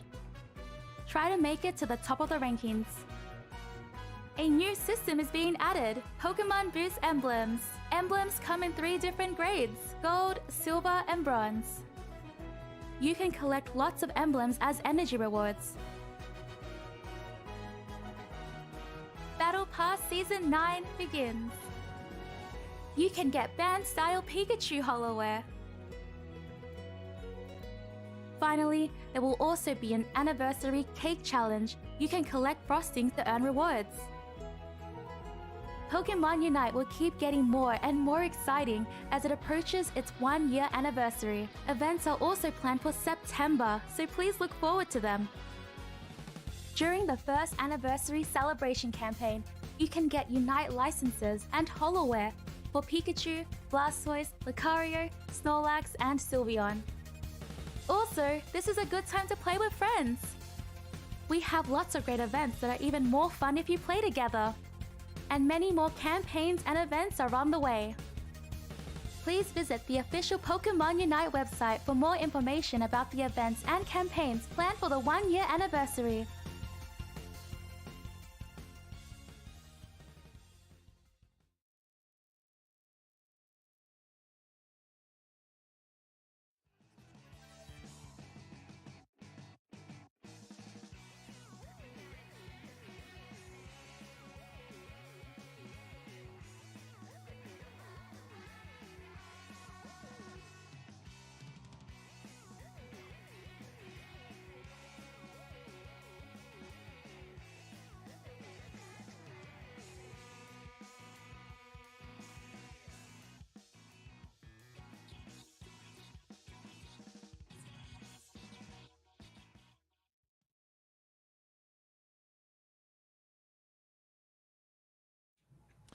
And here we are. We've made it to grand finals for event number 3 for the Splatoon 2 Inkopolis Showdown 2022. Jordan Kent alongside 9 and Falco. Let's go ahead and check out the bracket here as we have our 2 top teams making their way. Now all they have to do is duke it out in a best-of-7 matchup here in grand finals for a flurry of prizes. It is DNA who made quick work of Not FT win, one of the favorites coming in, versus Super P, who we've seen improve event after event in this Inkopolis Showdown 2022.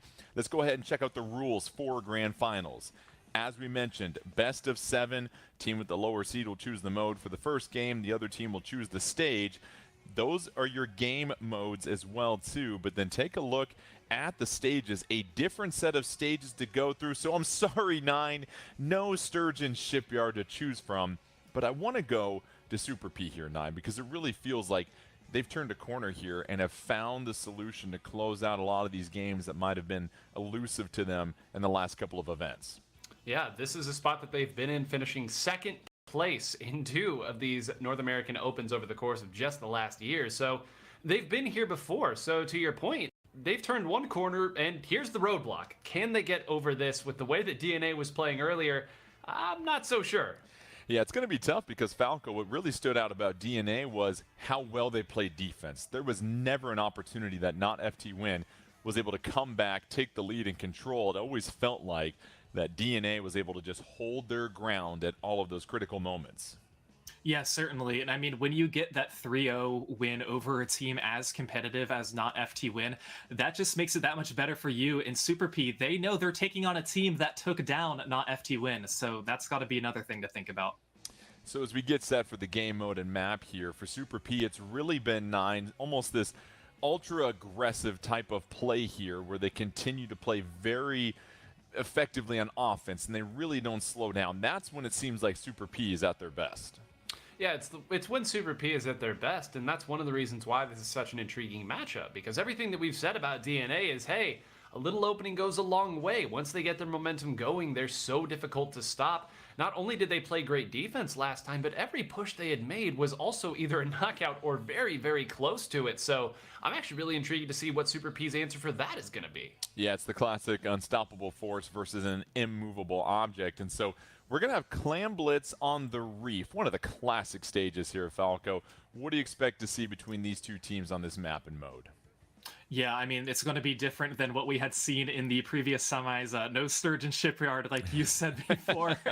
But, I mean, it's all about where you throw these power clams in, because there's a spot up here we call the car. And if you can get yourself in a good position and hide behind there, when a lot of the enemies have already dropped down, you're going to get a lot of clams in. Here we go. First game of Grand Finals. You've got DNA taking on Super P. Both teams rushing towards the middle. DNA in the blue or the purple versus Super P in the yellow. Here is Landon already scooping up 7 clams here at the moment. 4-3 on the map. Early advantage for DNA. Landon dropping down below.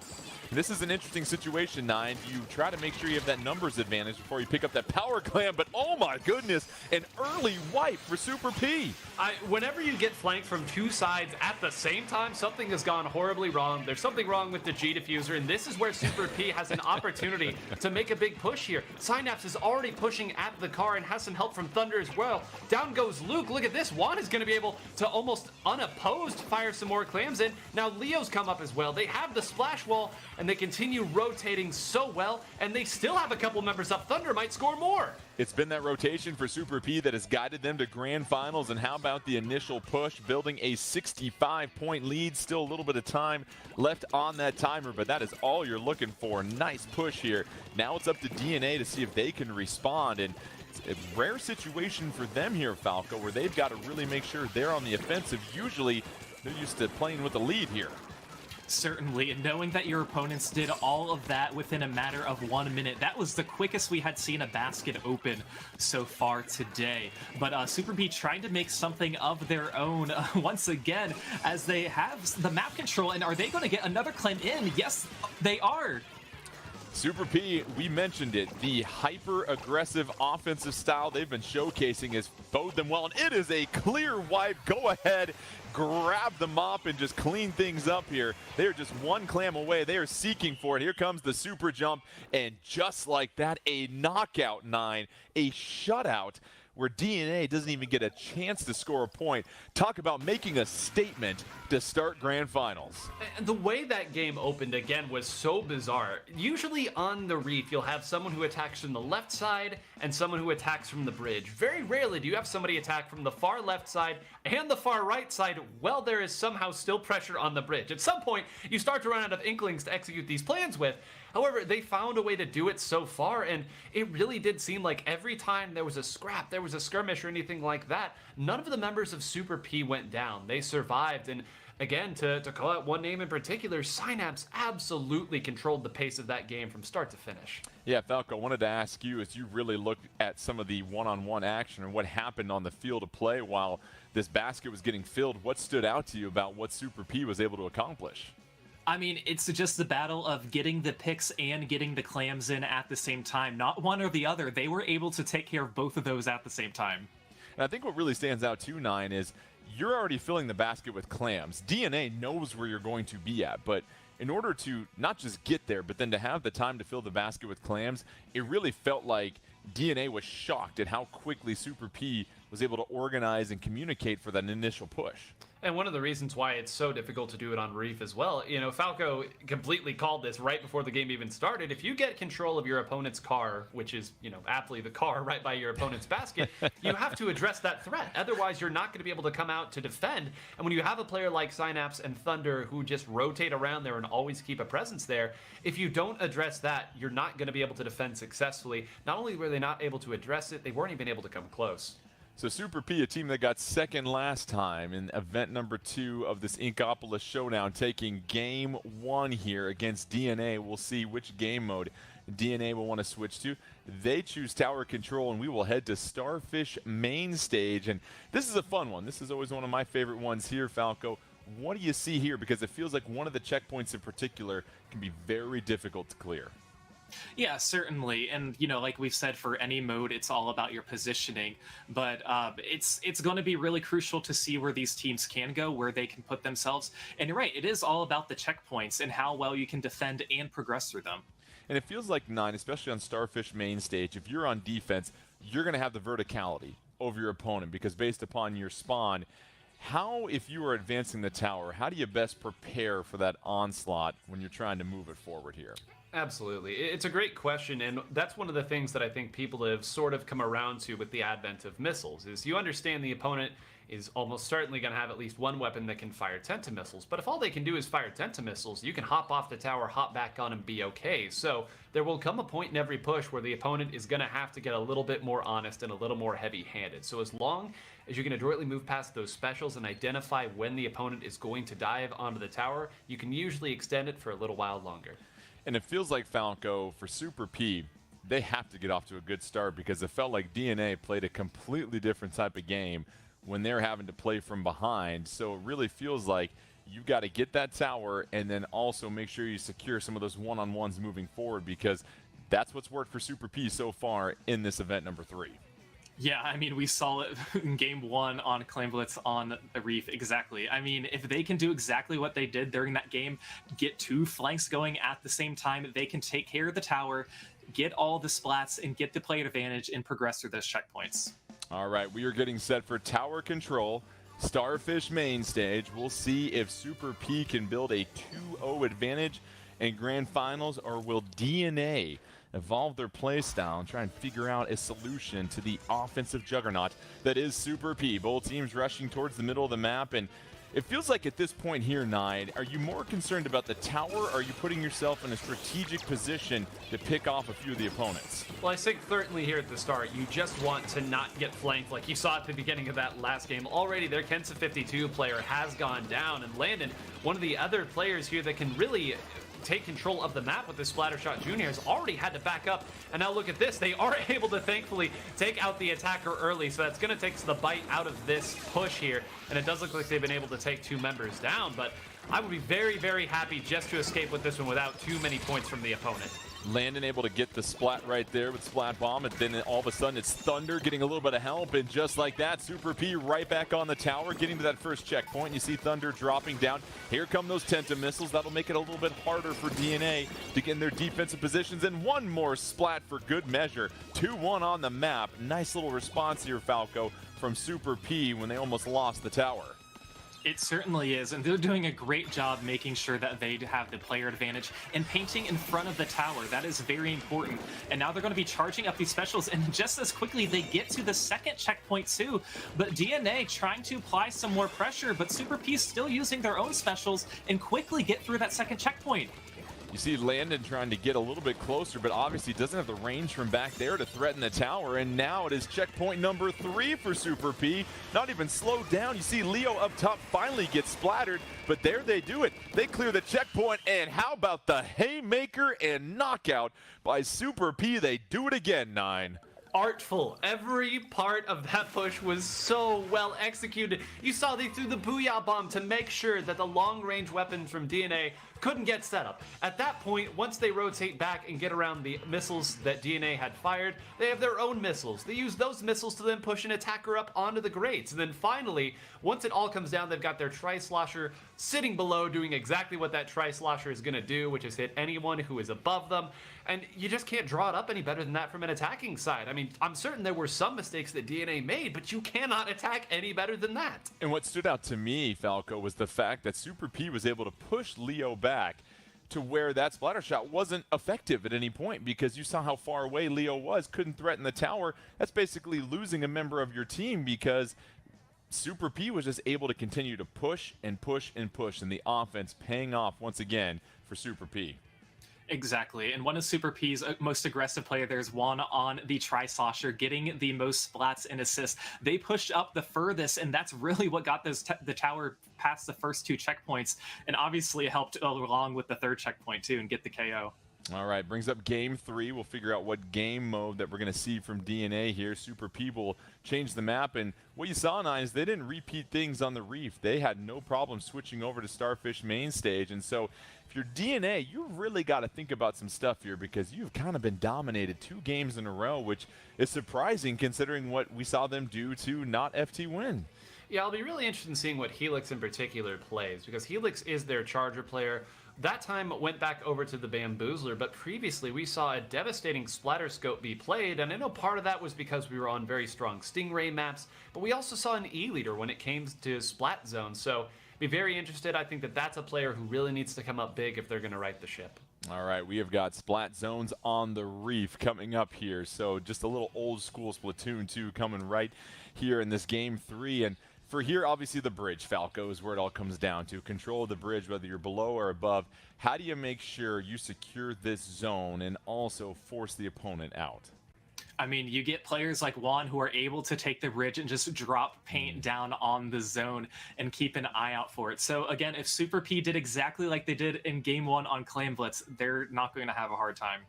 As we've said before, Nine, Super P, it really feels like they just continue to play hyper offense. That's the difference that I've seen from Event 3 to Event 2. And right now, you talk about momentum, you talk about confidence. This is what's really fueling Super P. You get the sense that they feel like they could beat anybody at this moment. And I'd be hard-pressed to tell them that they're wrong with the way that they've been playing here. And there are so many of these engagements where they're just able to survive and survive very healthily. There is no telling what happens in either of those pushes if one goes down early, if a Wayward Bomb is able to take out Synapse, if the armor even gets taken off too early. So, again, they're firing on all cylinders, and this is what it can look like. You can have 2 similarly matched teams, but then the execution comes in and it looks like they're not evenly matched teams. I promise you, these players have played against each other many times and traded blows over and over, but so far it has been Super P's day. All right, we're getting set for Splat Zones on the Reef. Super P trying to take a commanding 3-0 lead. Can DNA finally get things gathered together here and make it a 2-1 lineup here in Grand Finals? We'll see. They're both rushing here. And Nine, you mentioned you were looking at the loadouts. Anything come to mind for you? Oh man, this is the, all right, we've been waiting for this comp right here. You already see 10 seconds into the game, some missiles coming out from Helix's mini Splatling. This builds missiles like no other weapon. It does great chip damage with its burst bomb, and it's pretty mobile on top of that. They've also switched now over to that foil squeezer, which we saw against FT Win absolutely shut down a counter push. But as we say that, we keep saying his name. Juan is once again pushed up, and there's Synapse with him. And Juan, a huge pick on Landon, and now it is Super P securing both the zones. And this is what's interesting about this map here, Falco. It's a dual zone map, and that can always change things up. And now we see DNA finally gathering things up. 4-3 advantage. Feels like here's an opportunity for them to get back into the game, but it's quickly snuffed out by Super P once again. Yeah, Super P is doing a good job holding on to both of these zones, and like you said, we have 2 zones. They're both slightly smaller than any other zone, so you have to make sure you can control both of them, and it looks like DNA is able to get it for the first time, and 3 players are down on Super P, so this is an opportunity for DNA to try and get the lead. Oh, Luke out, baby. A double splat for Luke as all of a sudden DNA starting to storm back into this game 3. They're just seconds away from taking the lead, and they've done a fine job here, Nine, of getting Super P pushed out a little bit and engaged further away from the zone. We will talk afterwards about that pun, but this has all started because they were able to take out Leo when Leo was trying to defend one side of the map there. It was really the first mistake I've seen Leo make, and this all really has come from that uncertainty, which is where DNA thrives here. When there's the skirmishes, when there's the scrappiness, that is when they're able to find their avenues of attack. Now that it's gotten back to much more of a set play scenario where both sides know where the attacks are coming from, this is where Super P has really thrived. And don't count Super P out. They were up 3-2 on the map here for a moment, and they are chewing away at this penalty here. But let's see if they can sort of fortify the zone here. You didn't get the feeling that they were able to really keep DNA out as much last time, Falco. And just like that, here comes DNA roaring back into the match. Yeah, DNA was able to get back and get to the zone very quickly to prevent Super P from taking the lead, but Super P also very quick to respawn. There are 3 players who are down now on DNA, and Super P setting themselves up in a very good position. I want to pay attention to the blaster there. If you can get your blaster by the ledges and prevent any DNA members from dropping down, you're going to have a great time. Will this be enough, though, for Super P to take back the lead? 3 specials ready for the side of DNA, but Super P is going to take the lead. Super P has gobbled up the lead. Here is Juan, Ink Armor ready to go, deploys it to help out the teammates. Some bubbles coming in. Those are trying to get popped here. Juan able to pick up Dark here. Juan trying to cover the zone, bobbing, weaving. It's going to be DNA claiming the zone, but back to Super P, and this is where things start to get feisty. 2 minutes left, 9, just 6 points separating these 2 teams. Yeah, but a great punish here again by Dark, who is going to get taken out again. And there we go. Falco, you called it out right there. Leo in exactly the right part to get that revenge splat there. Once again, DNA now on their back foot. And this time, they're not going to have enough time to build all of their specials. They're going to have to go 2 at a time, and there's 2 ready already from Super P. And Super P playing some defense to go along with that offense. They are now starting to build upon their lead. The penalty's gone. Luke trying to avoid that rapid blaster, able to move out of the threat range of that. Luke trying to dive back down. And it looks like DNA is going to get a chance to cover some of these zones. But how about the job done once again? Nicely timed special. It's a 4-0 wipe for a moment for Super P. They are closing in on the game here, Falco. That is right, and they are going to seal the deal with that. Getting that wipe at the best opportunity you could possibly get it with just about 15 seconds or 15 units remaining. That is what gave Super P the win and what makes them up 3-0.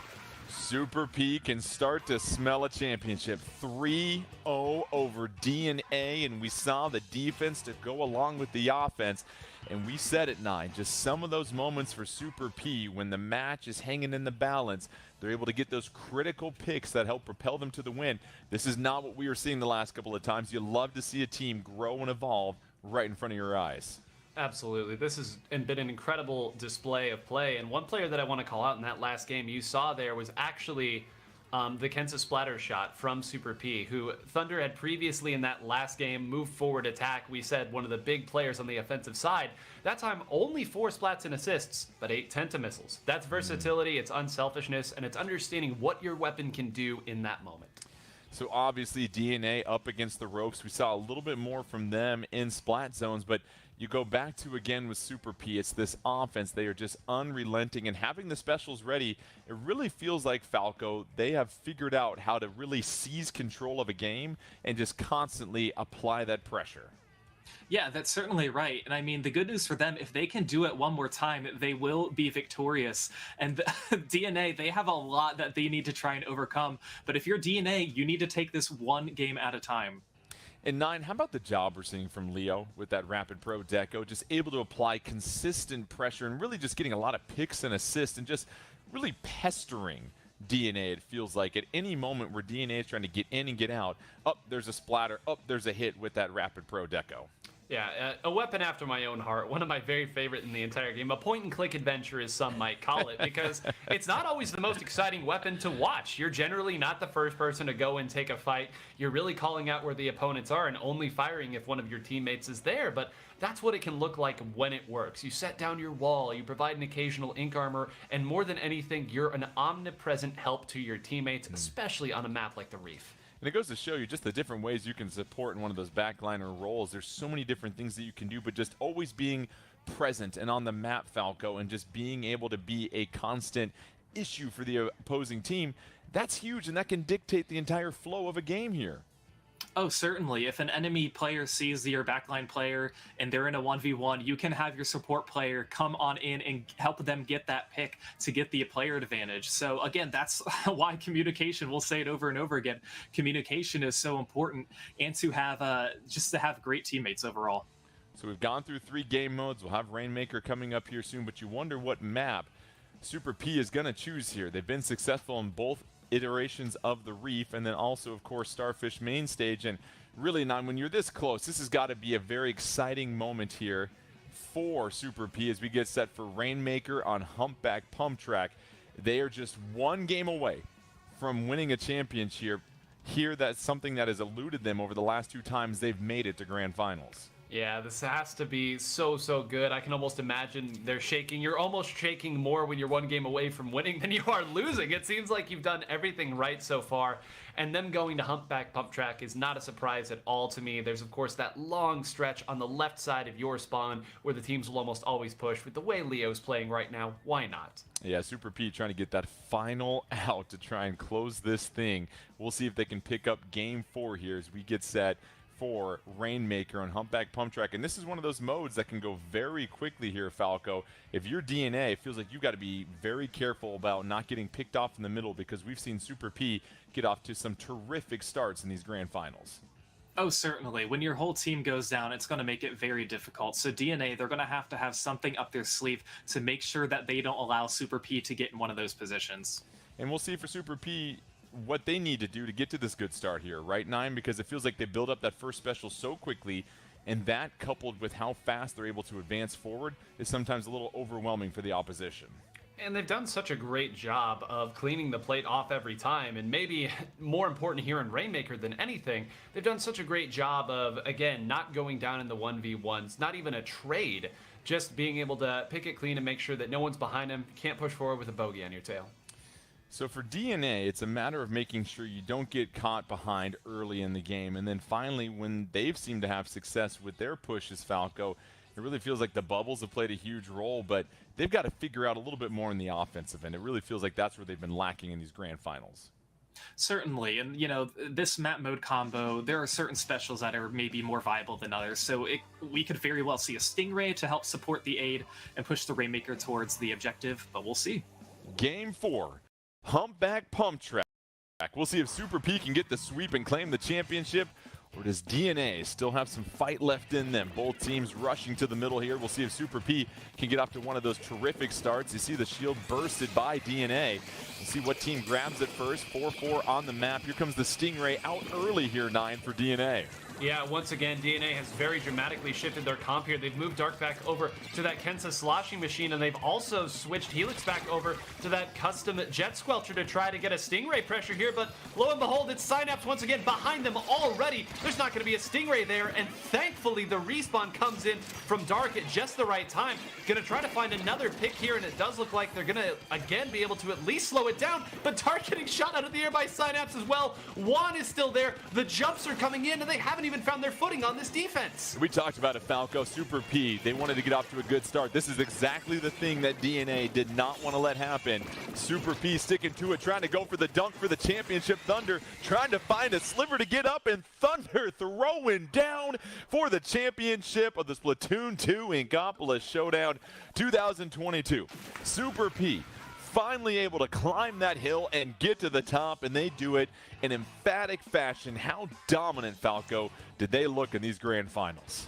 I mean, extremely dominant. In the 2 modes that you're able to control the pace, Clam Blitz and Rainmaker, they just showed so much more aggression. And those were the games that really, they sealed the deal. They got the win.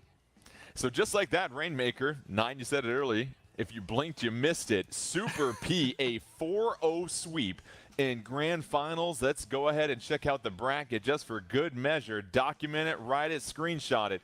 Super P is your champion after finishing second last time. They take care of business against DNA, who swept not FT win. 3 of their 4 members had been at the peak of Splatoon 2 competitive play. So when you talk about the evolution of new teams here, 9, that are starting to rise to the forefront of Splatoon 2, and as we make this transition to Splatoon 3 here soon, you've got to love what Super P accomplished today.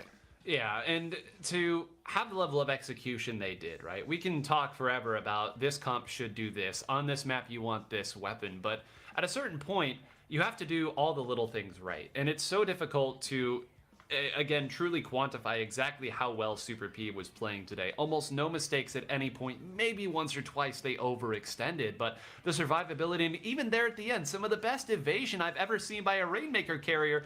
Thunder, who one game was leading the way with lots of splats, then came back and fired a lot of missiles, and then at the end to be able to maneuver around with the Rainmaker. All of the players on Super P capable of that, and that is, I mean, why they got such a dominant victory today. I'm speechless. It's incredible. Yeah. Very impressive stuff. Falco, a closing thought from you from what we saw from Super P. I mean, this was just remarkable. They dropped their first game in semifinals and then win 7 straight untouched to claim the championship.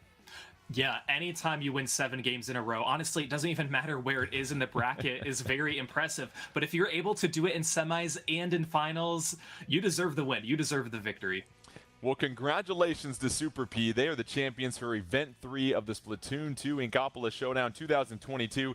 Don't forget, we'll have Event 4 coming next week for myself, Nine, and Falco. A huge shout out to our production team as well, too. An excellent job there.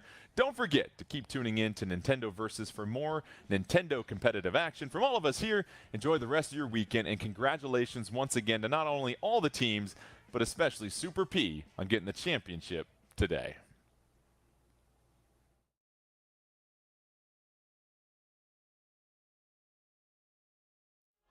Whether it's to play your favorite game,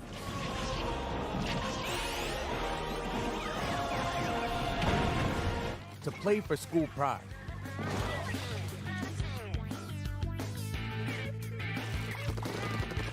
or for the thrill of competition, play competitively with Play Versus. Visit playvs.com today for more information. Welcome, all you kids and squids, to our recap of the Splatoon 2 Fresh 4 Championship 2021. My name is Ninehole Grains, I'm a Splatoon commentator and a huge fan of the game, and I cannot be more excited to bring the action to you here today. Hi everybody, my name is Milana and I'm an enthusiastic squid kid just like you.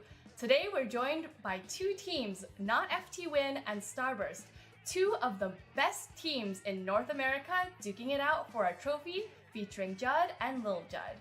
Without further ado, let's take it to game number 1. Game 1 was a story of decisive movement and trusting your game plan, and boy did these teams get it started early.